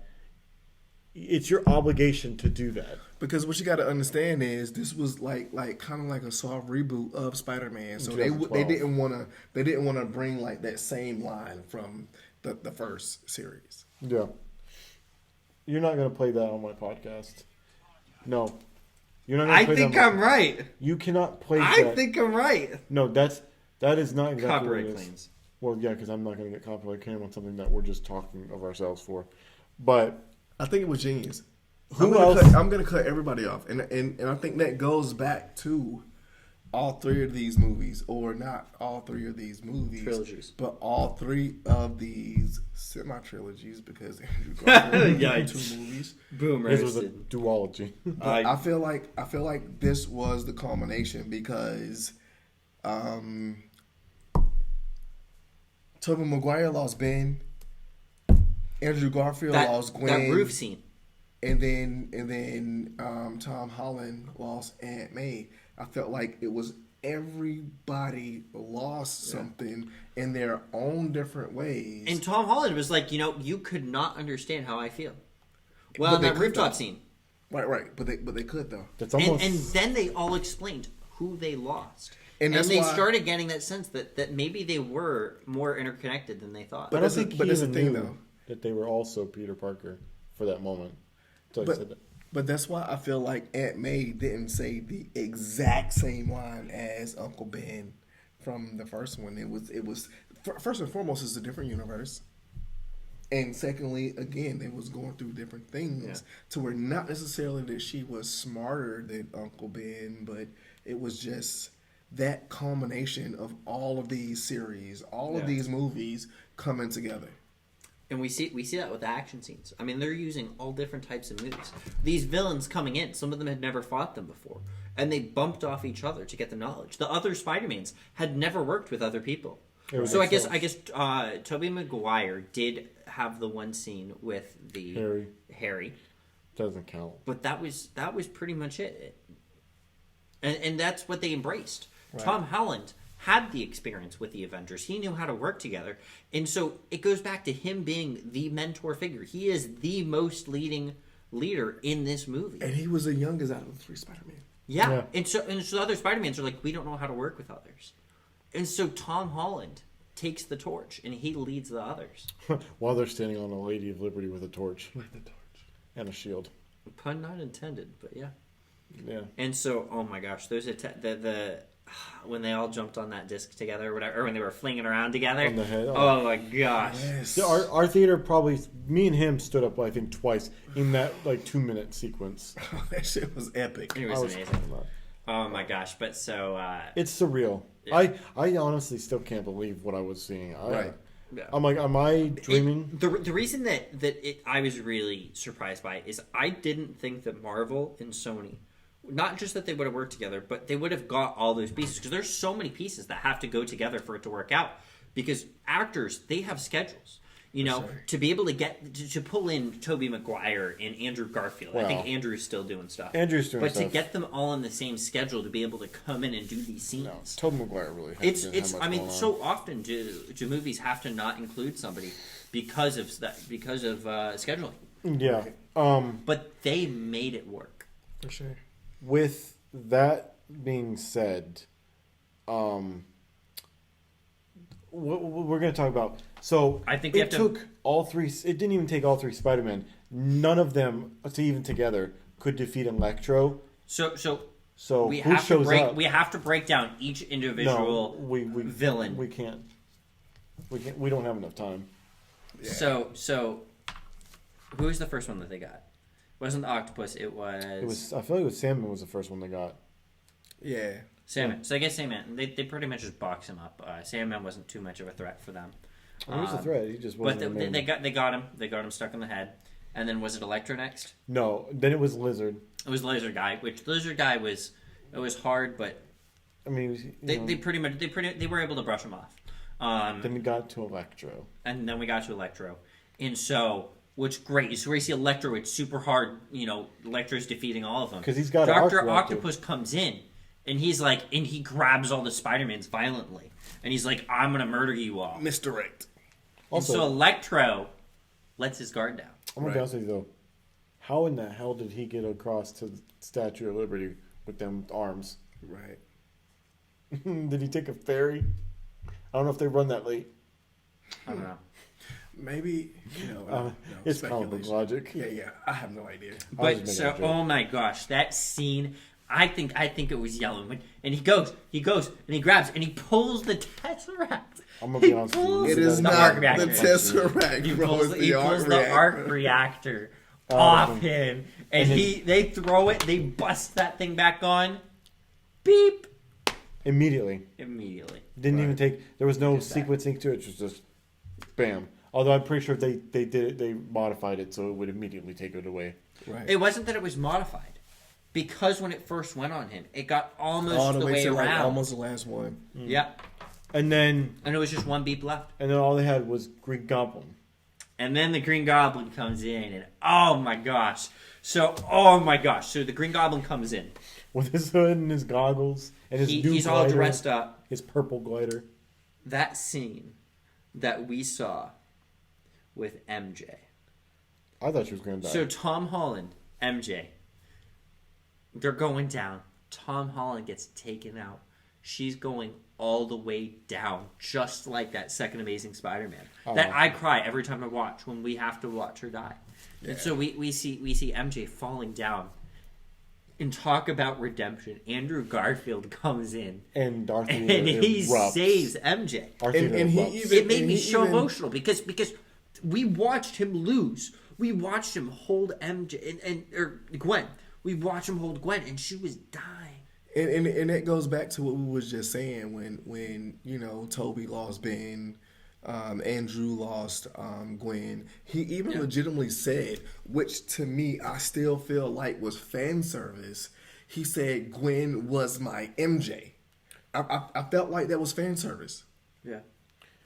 I think it was fan service done well. Andrew Garfield, then he's looking at her after he saves her, and he gets so emotional. I was like, oh, which was dope because he I couldn't do this. Like our theater, there was a bunch of people going, oh, in that moment because it's like because it was redemption. I even said, oh. There was speculation with the last trailer when because they show her falling off. That's why I don't watch trailers. It's fine. Anyway, point being, they had Tom Holland's arm and stuff, and that did happen. But they didn't show people like Andrew Garfield. You watch, he's gonna save her. I will say this. I was so happy Andrew Garfield got that redemption. I will say this. I'll give it to you that you don't watch trailers. I feel like I love movies so much, and I'm such a fucking geek that I love watching trailers. But I will say this. Even though it's not too dramatic, I will say Marvel is the best at making trailers and having us think one thing and then it be something else. So the reason I don't watch trailers is I am hyper analyzing every scene. And I personally try to attach it in the order. This happens before this. This is cause and effect. Because this is the absolute effect, because we see it in the trailer, in my mind, I piece together what's happening. But you also got to understand, too, that you're not the only person like that. It's billions of people on YouTube. And I love you guys. Rockstar, I'm new Rockstar. Yeah. I fucking love new Rockstar. You got to understand that, like I say, you're not the only person who don't want to look at this and this, that, and the third. But again, you got to give credit where credit is due. To where Marvel, to be quite honest, if the European trailer wouldn't have come out for Spider-Man when the lizard got kicked in the face, and you're speculating it was actually Brazil. It was Brazil. Yeah, it was Brazil. But if little things like that didn't trickle out, it's a bunch of stuff in those trailers that we watched up into this movie that didn't even fucking happen. Wow. Like even the point where the police officer was smashing his arm on the table, and everybody thought it was Daredevil, and it really wasn't. And then now all of a sudden, he's right there as his lawyer. Like it's dope. I love what they're doing with the trailers by misdirecting everybody. So, I had not seen Daredevil, and so that scene was very confusing to me. Fair enough. I had no idea who it was. But You know what you should do? I feel like there's a deleted scene with the Daredevil there. No. I bet that when they get an extended cut, they didn't introduce who he was. He was just this random guy in a room. Yeah, but That's a possibility, but I don't want to cut you off. Who is he? Who brought him in? There was no call. I think that in an extended cut, we will see some kind of introduction to him. I doubt it. It's a possibility, but I think that possibility is small because, again, we're nerds that's watching this, and we grew up on this, especially me. So, damn it, what is his real name? I want Charlie Cox. Charlie. No. Yeah, Charlie Cox. Yeah. Even in the comic books, even in the comic books, he legitimately represented Spider-Man. So it's not. And again, I love Marvel for doing this. They don't have to. They don't have to go back and give a backstory. They got the pieces. I think it's because of the fact that Netflix Marvel stuff is still really out there, and people were rallying for years after season 3 ended that they wanted him back. So they didn't really have to do much to. I didn't watch Daredevil, but I knew about that. So I feel like again it's fan service, and that's another thing that I love about movies and I hate about movies. I hate when a movie it's a part 1, it's a part 2, and then part 3 comes out and they recap within the movie everything that happened in part 1 and part 2 and because it takes away from people the didn't movie. watch it. Yeah. Right. But I love it. I love it when you've got something like Marvel that's been out with the MCU, now MCM, that's been out for more than a decade, and they know that we're dedicated to these series, even with Netflix. Yeah. That they're just gonna throw this in there, and we know who it is. I mean, I'd almost say having. So, I'm going to quickly go into a sidebar. Originally, had the multiverse idea not worked out, they were going to do Kraven the Hunter as the storyline. Gotcha. But so, back to the movie. So, the tag scenes, they're all saving. Doctor Strange comes back. So, first off, they show... Oh, you're talking about the movie. Right. So Doctor Strange comes back. What was that? Was that the bigger kid? Did he accidentally bring Doctor Strange back? Yeah. I didn't know that until you said that because I had totally forgot that. Well, he's like Sling Ring back. Yeah. Doctor Strange is kind of pissed off that he got trapped in the mirror dimension. Yeah. He was also again shocked by the fact that there's 3 Spider-Men. Yeah. Because he didn't know all that was screwed up. And so, oh my gosh. We only thought the bad people came. Goblin comes down. Goblin's on the ground. He almost Tom Holland comes in, kills him. Tom Holland's going at him. He was gonna kill the Goblin the same way the Goblin tried killing Spider-Man. He grabbed it. We see him pull it up. Everybody knows what's about to happen. And see, I felt like a dummy in that moment. I don't know about y'all, but I felt like a dummy in that moment. And the reason why I felt like a dummy in that moment is, again, I love movies. I watch movies all the fucking time. I felt like I was a dummy in that movie because when the 2 Multiverse Spider-Man came through, they were like, well, we did this and we was in a rage, and I did this because I was in a rage, and we're trying to help you so you don't be in a rage. And then all of a sudden Tom Holland is like, well, I want to kill him, and because he killed Ant-Man. So right. But that's my point, though. But they're telling him more or less, like, bro, like, don't go down the path that we went. Yeah, and Tobey Maguire comes down that same path. They matched Tobey Maguire to the Green Goblin. It could have been Andrew Garfield that came in, but they matched it correctly with the movie. So Tobey Maguire comes in and he steps in and he's like, nah. He's like, stop.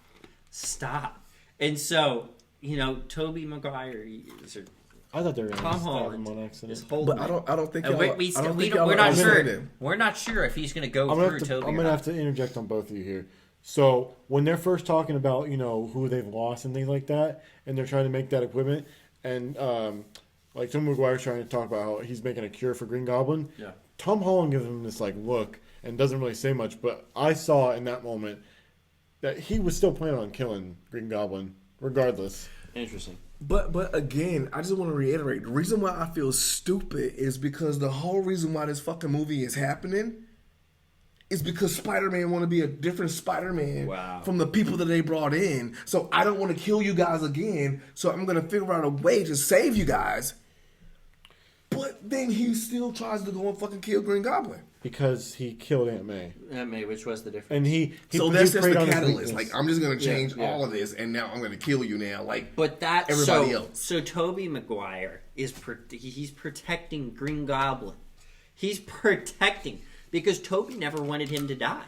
The Green Goblin died because of the Green Goblin, and so Tobey is trying to stop this from happening again. Well, Spider-Man's not a killer. Because the Green Goblin almost died the same way he did the first time. Except this time it was going to be... His actions causing his glider to go into him, which they did a good job mirroring.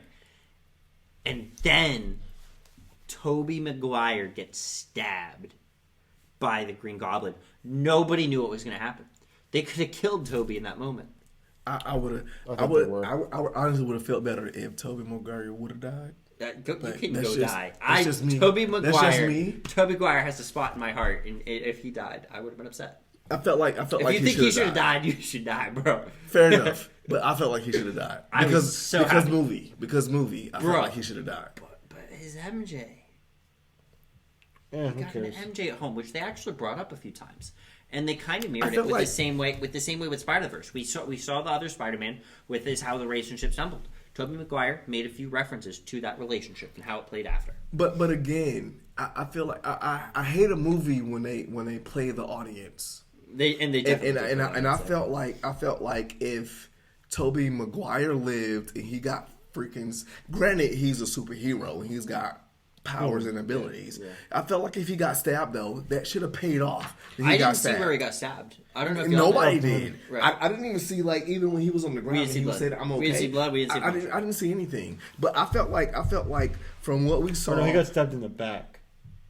I mean, he usually gets stabbed in the back. Yeah, but if We he only didn't- has a knife, then it's not going to go all the way through. But I felt like if Aunt May went through what she went through and then she died, and like I say, don't crucify me. Yeah. But I felt like if she went through what she went through and she died, then they should have paid off Tobey Maguire getting stabbed. If he wasn't gonna die, he shouldn't have gotten stabbed. But again, he's a superhero. They could have not stabbed. He's got like Now, a healing factor. Even with but the still, healing, healing factors, they can't fix the bad back. exactly, bro. Like, come on, man. That back doesn't mean you need to die.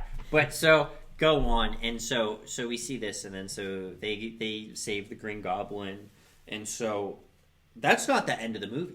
No. It's not boom, everybody goes back home. No. The universe starts to tear. Yeah, and you start seeing images like shadowy, like figures Rhino. The forming sky is of breaking open. all of the villains that he has. Like there's a Rhino reference in there, like comic accurate. Craven. So I didn't recognize any of that, but I felt that there may have been a tie-in to the Eternals. I don't think so. No. Gotcha, I haven't Let seen the him Eternals. speak. you're What do you mean? So I was a little bit confused when the purple thing was opening up. There were figures there I didn't recognize. That's what he was just saying. Yeah. It was Also, all of the. You seen the- Eternals? I have not seen Eternals. I was thinking that it might play into that, but those figures I personally didn't recognize. I was confused figures- who it was. the figures It that felt they- like it was aliens looking in on the universe, or people outside of time looking in. The figures they were showing was the Royal Gallery from Spider-Man. Because when the box had been, like, they destroyed the box, right? Yeah. So when that got destroyed, that was the only thing keeping other people that knew who Spider-Man was, Peter That Parker. was from okay. coming That in. was a little confusing to me. When they destroyed the box, I thought it destroyed everything, but it didn't. The box was just containing the rays. Yeah. The rays were brought back in. That makes sense. Right. 'Cause of the spell. So they for sure showed Rhino in this comic book accurate form Yeah. at that. And they also showed Craven. He was like the first one. He had like the spear in his hand. Now, what I don't think you Oh, so those were a bunch recognized- of comic Yeah. book villains, which is why I didn't recognize them. I don't think you noticed there was also a vulture. I did. Yeah. I'm gonna watch on Sunday. I'm gonna see it again on Sunday. I'm So. going to see it again tomorrow. So, and then what does Tom Holland have to do? He realizes that the only way he can save the universe is to sacrifice himself. Well, sacrifice Not himself. literally. Sacrifice his identity, dual identity, identity, and right, the people for sure. knowing. Not even just the his ones who loved. identity. I mean, it's he sacrificed everything that he held closely because that's what the movie was about. It was about those friendships that he had that he didn't want to let go. Because at the beginning, he wanted everybody to be clued in, but he knew for everything to go back together, he had to separate himself from everyone. Foreshadowing when Aunt May passed away, I think that one maybe was a catalyst of him being like just like go ahead and like wipe everything clean. If nobody knows who I am, then the people that I love the most won't get hurt. Exactly. Wow. And I was wrong. I was thinking like, oh my God, Sony is so stupid. So now they're like, nobody's gonna know that it's Spider-Man, and he's not gonna be in the MCU anymore. But you corrected me to where not only is he still gonna be in the MCM, but he's gonna be his own freaking person now. Wow. With Which is what we haven't really had with every other movie that Tom Holland's been in, because all of the other ones have been about the Avengers. Right. It is the and Avengers. I was about to say, everyone else. there's no ties to the Avengers. There's no They ties to Tony reset his Stark timeline because or now he's any of disconnected that. from everyone. Right. Even Doctor Strange doesn't know who he is anymore. Yeah. Now here's the thing: none of them know who Peter Parker is anymore, but they still do know Spider-Man. Right. They do all, So he, but they don't know Spider-Man's as identity. Peter Parker. Yes. They don't know who he is, which is kind of dope. bitter. Did they know Peter Parker? No. So MJ did not recognize him at all. No. No. The memory of what they had been through completely gone.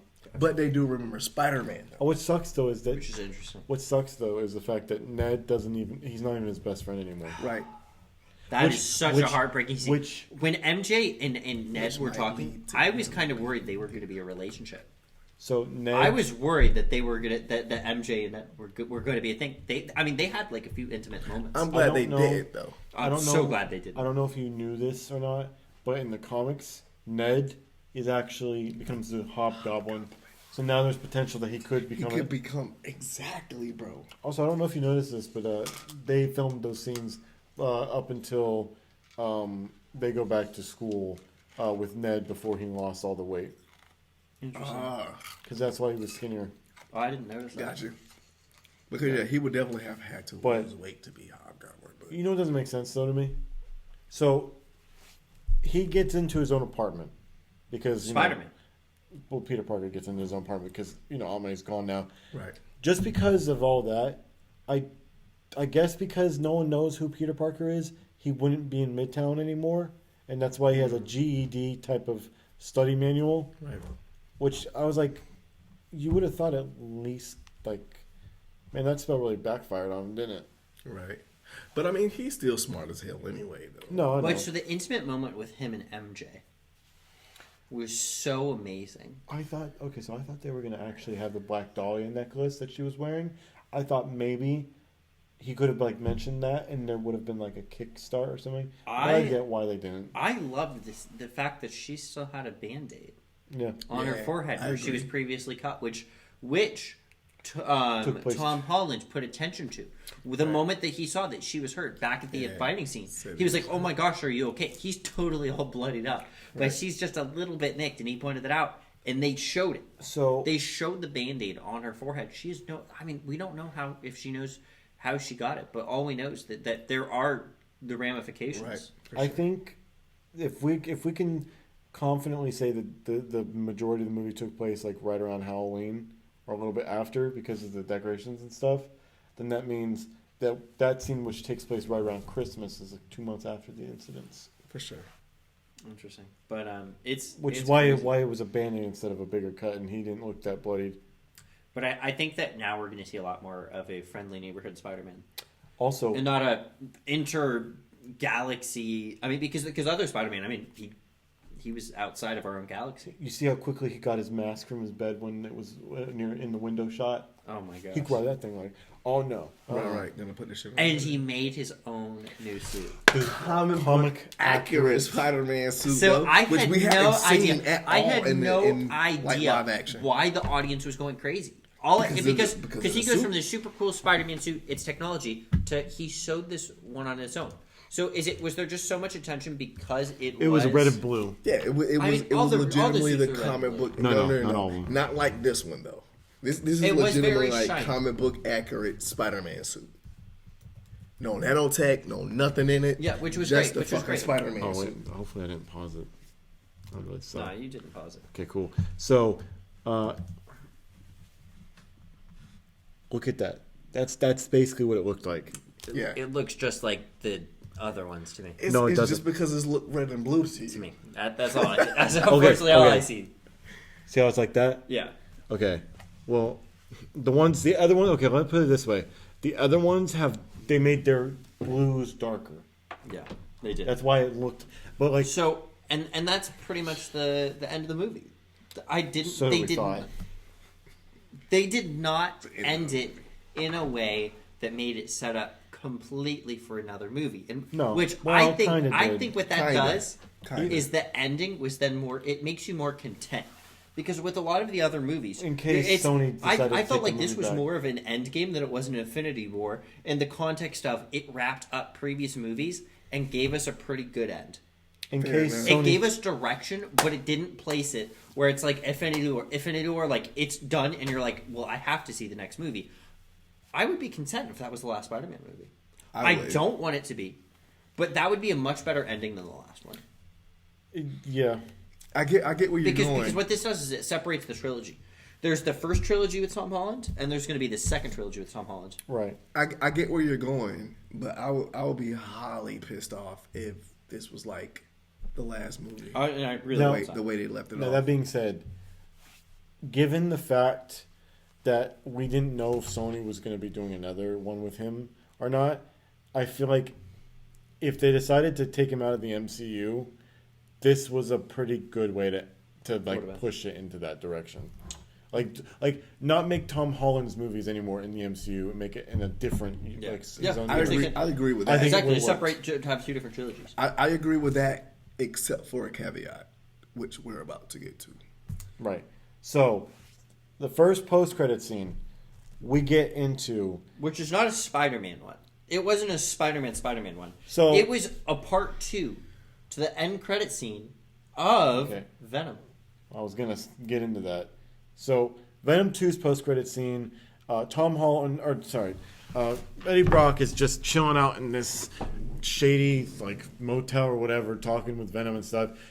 Things happen. The room switches. He's now in the MCU, and then this is part 2 where he's at a bar drinking and trying to figure out these names and figure out what the hell He's is on going an on with this island. universe. Yeah, he's in Mexico. And the guy's like, "You need to go home. You're drunk," because he's just rambling and everything. And they, vibrate back out of the MCU. Except, Pause. So There's some great the lines way the way he leaves the MCU is the same way that the villains went back to their universe because of the spell being complete. Right. It wasn't like a like dusting. It was like the little flash. It was a flash where all the villains went away. It was kind of like the same way that Venom went away. Hold up, we got to pause for something I just thought about. So, the messed up spell brought everyone that knew that Peter Parker was Spider-Man into this universe. How did Venom. Venom get in? Unless I the also wondered that. Unless the symbiote, like Venom himself, somehow connects to the one in the Sam Raimi, and it has the memories of that.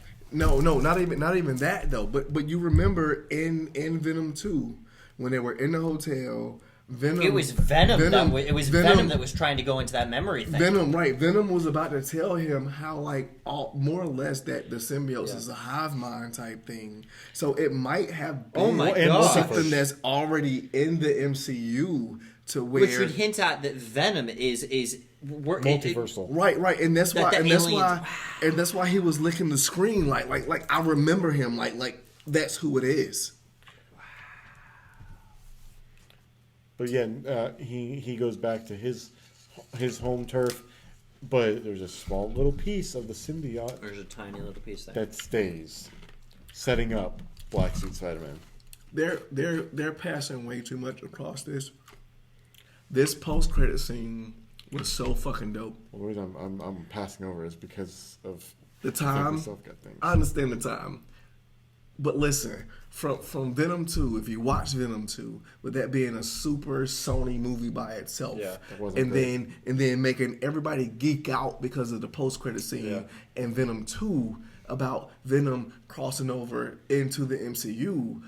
But it was so fucking genius that Venom wasn't even in the movie at all because we thought he was going to be, to where that end credit scene in Spider-Man No Way Home, they was just talking about Thanos, they was talking about Spider-Man, And they referred to Thanos Avengers, as the purple guy. and then out of nowhere he just blipped out of the place. And I don't know if y'all heard me, but I was like, no way, bro. Like, you can't be taking Venom out of here. And then all of a sudden they show the small piece of symbiote, which is, I would say, is a baby of Venom.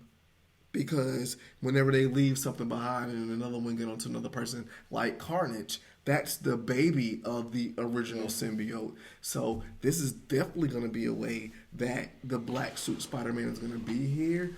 But that's when we was just talking about how this Spider-Man in the MCU is going to be totally different. I feel like at this point, this is Sony breaking away from the MCU. To where Tom Holland's Spider-Man is just going to be the MCU Spider-Man. To where they're even going to create a Venom in the MCU as opposed to the Venom in the Sonyverse. Yeah, and which we'll probably see that bar actor if they when they pull Venom into the next Spider-Man movie, we might see that same bar guy. Right. Because that symbiote, it's probably going to attach itself to the closest host. I feel like if nothing else, the symbiote is going to attach to him. And just like in the Sony Venom movies, he's not going to be a compatible host. Yeah. He's gonna but we'll go probably to still someone see else. the same guy. Now, I don't think it's going to be an Eddie Brock per se in the MCU, but I feel like it's going to be like that type of person that gets the symbiote. No, for sure. Since we already know what Venom is, I definitely think that what's going to happen is the symbiote is going to find its way to Spider-Man first. And then attach himself to Spider-Man, and then we're gonna get a comic book accurate Venom to where Venom has the Spider-Man the spider on his front of his costume, the white on his palms, where he's shooting out the bro. Listen, can you fucking imagine that? Because the Sony Venom doesn't have that at all. No. And then after the symbiote get off of Spider-Man is when he's gonna find like that Eddie Brock guy. And have everything I just said. That shit is gonna be like super dope, dude. I can't wait. Now the second end credit scene, which I didn't think was an end credit scene. That felt like a trailer. It is a trailer, basically. So I agree. So we had been rumored that we were gonna get a Doctor Strange into our Multiverse of Madness before the end of the year, but considering that was supposed to originally come out in March, we're like, I don't know how they're gonna do that. Only 3 months away. Then they pushed it back to next May, which is not something that they would have just said, we're just going to switch up and put this instead of something else as a post-credit scene. So they always plan this. But my God, I honestly, I took that entire thing in and went, I have no clue what this movie is going to be about. Yeah. I could just sit with this that we were shown and not see another thing from this movie, which is probably, I'm going to be honest with you, what I'm going to do. I'm not going to watch any trailers. I'm just going to go into it based off of what I've seen in this post-credit scene. They have the Sumagorath. Oh my God. That's wild. Welcome to my life. I've said it before. Avoiding the trailers. And it might be controversial. Well, it's because I've read too much into this movie.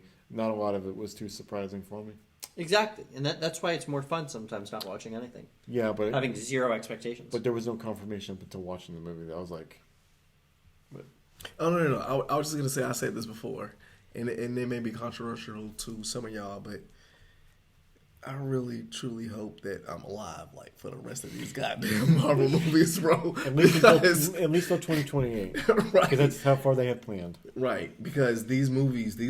Oh, you know what? I was thinking about this like way before this movie. Disney purchased Marvel, and I'm legitimately at this point in my life, and I'm 40. I'm old. I feel like these Marvel movies is starting to have the magic of Disney movies. And the reason why I'm saying that is, again, because I'm 40, and I'll tell you guys that I legitimately grew up reading these comic books. So to see all of this stuff come to fruition on like the big screen, to me is freaking amazing. And I feel like these Marvel movies have magic just like Disney movies. Now, I am going to put an interesting thing out there. They just finished filming production on Doctor Strange 2, and they're currently doing reshoots for it. That's nice. And yet somehow they managed to have enough visual effects done to be able to show us that clip that we saw, which is crazy. And all of that might not be in there because Marvel is cool with trailers. It could have just been a clip simply to show us scenes that aren't going to be in the movie at all, just for a film standpoint. And also, of course, this is but fucking spoilers. But post-credit scenes, they don't normally do that. Because we had that post-credit scene for the Civil War from Ant-Man. That was exactly the same thing. It was just a clip cut. I will say this, though. I thought that Doctor Strange in the Multiverse of Madness was going to be kind of Doctor Strange helping the Scarlet Witch, but it's reversed. Yeah, because she can bend reality. Right. Also, it's Doctor Strange is like, I need help. Like, I need help. Like, what I messed up. They bring up Westview. Right. What the heck is Westview? Did you not watch WandaVision? I keep forgetting, bro. Oh, I'm so baffled. Westview was was it? Shows, bro. Okay, I didn't realize that. I thought I heard somebody. Westview is from WandaVision. Gotcha, I saw She this. changed the whole But I want to see if there's any more final thoughts on this before giving your rating for this movie. It was great. It was great. I was so happy that it wasn't another Avengers movie. That's my issue with all the other Spider-Man movies. To me, it wasn't a Spider-Man movie. I loved Tobey Maguire so much. I loved Andrew Garfield so much. And the reason I didn't really like Tom Holland is I didn't feel he was Spider-Man. I felt he was an Avenger. He was an Avenger that happened to wear a Spider-Man suit. And I think, look at his suits. They were so technical. And now he doesn't have a technology suit anymore because he doesn't have a way to recreate one. So he makes But also he's embracing more of himself, which is cool. Because now he's more of a neighborhood spider than an Avenger that has the power to go to different planets. I know what he's about to say. Now he's But stuck Tom within Holland. his city because he doesn't have the resources I to go out. bet you your views have changed since we last talked about Tom Holland with Nem. I'm gonna go ahead and say that I feel like this is the best Marvel movie I've seen. Like, In a while. out of all of the Marvel movies, All 23 or 24. all of them. I still have an affinity for Black Panther because Black Panther is Black Panther. But I feel like this is the best Marvel movie so far. And I will also say this. The rating went up from a 94 to 95 on critics. Of And course. then 99% of people love it. 25 plus 100. Y'all made me forget my thought, bro. So that's my fault. Not Tom Holland. Spider-Man, Oh, individual. that's what I was gonna say. I feel like this is the best Marvel movie I've seen thus far, and this Marvel movie gives me hope For the rest, for the rest of the movies that's about to come out. If they continue to do this, Kevin Feige, I forgot the other lady that's with Kevin Feige. Mm-hmm. If y'all continue to have this, if y'all continue to have this exact, like, kind of like, not exact thought process, but if you guys keep doing movies like this, Marvel, Disney, conglomerate, y'all are like legit about to like continue to take over the movie industry. Because they didn't just set up the next Spider-Man movie. They set up the next string of Spider-Man movies. Exactly. And that's why with the other ones, I felt like it was just, okay, there's going to be another Spider-Man movie that will be good. This one, I felt like this set up a trilogy. This didn't just set up one other movie. Right. This is going to be for longevity. So, And they didn't try hard to set up the next movie. They subtly did it. It wasn't some superpower like, oh my gosh, like huge ending, like, oh my gosh, I like how they ended it because I think it's just like Star Wars does a great job as splitting trilogies. I felt like this did have a similar Star Wars kind of ending. Right.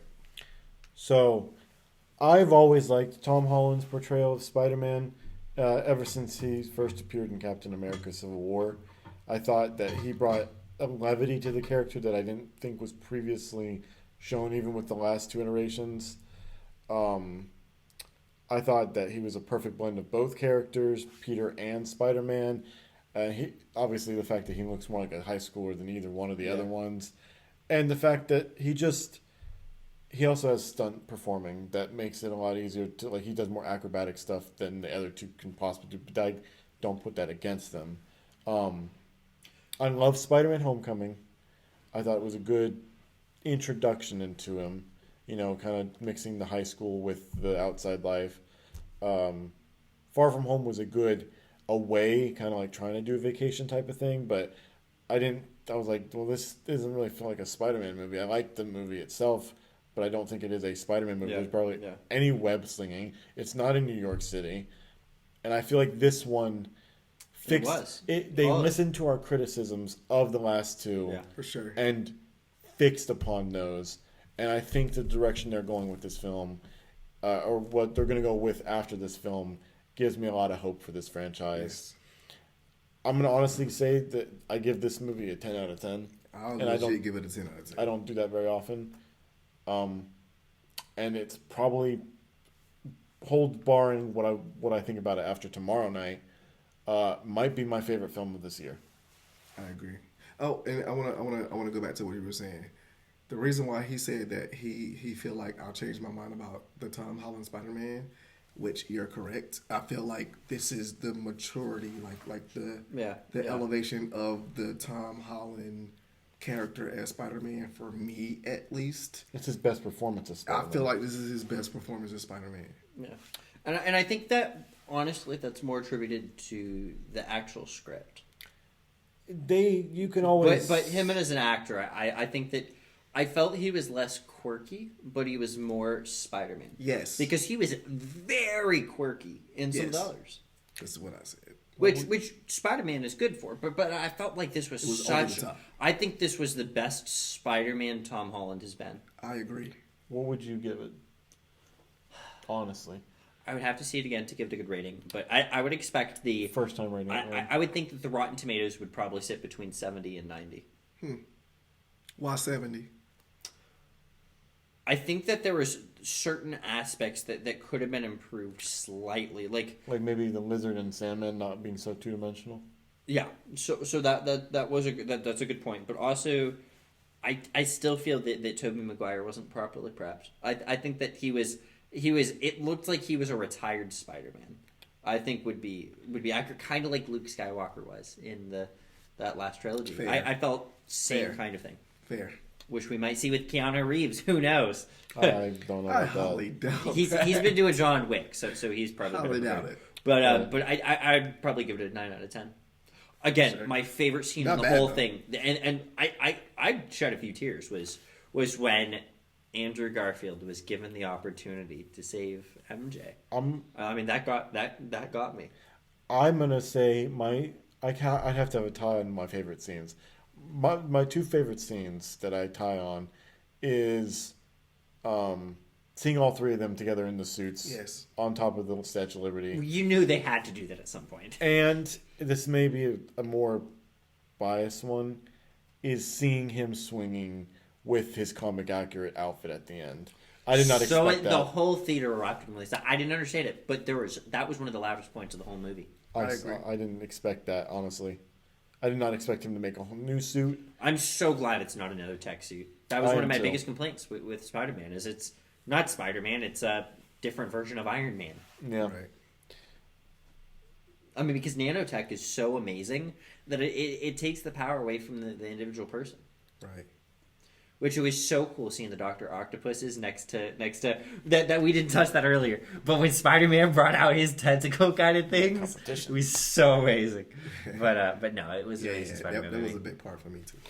So before so that's pretty much the end of our Spider-Man talk on this podcast.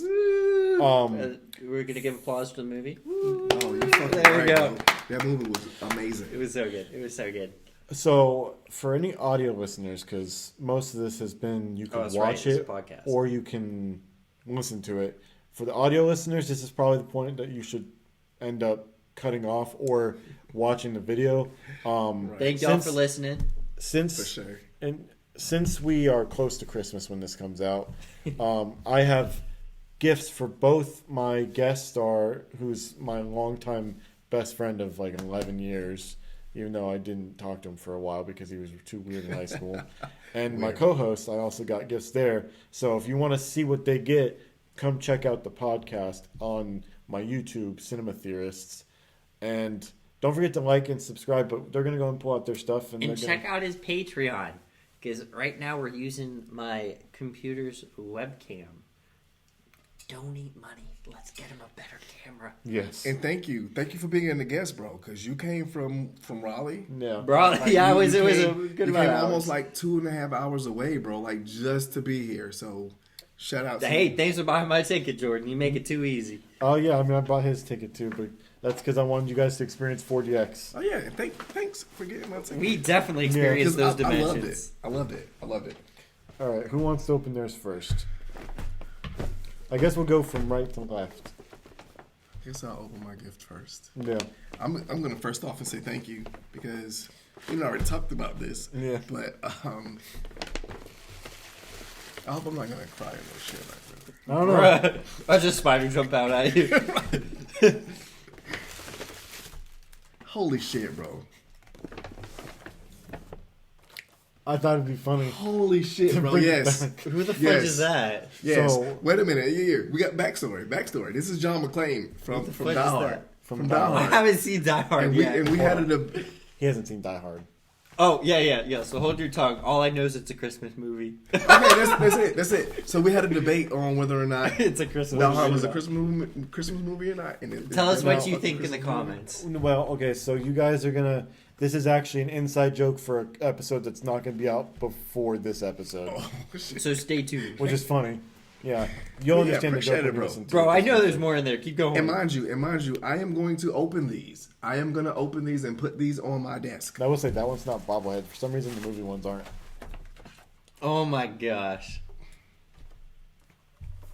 Because I'm less of a Dune fan than you are. I'm definitely a Doom fan. I love the books and movie, but No spoilers. And this is no spoilers, but if you can see this, y'all know exactly who this is. Which was one of my favorite characters, especially in the latest movie that just came out. yeah, formal Duke Atreides. And Bro. Why do you know me so well? well, because When he came to the movie theater, Why- he why was do wearing you- a Ghostbuster Why tee. do you know me so well? Like well, it was either between that or a Christmas story ornament. 80s baby, bro. Yeah. Like Oh, I you showed me that. appreciate Right, it. right, right. Yeah, I really appreciate it, bro. And you can put on your tree. All of these are going to go on my desk. Even if this goes on the tree, I'm still putting all of these on my desk.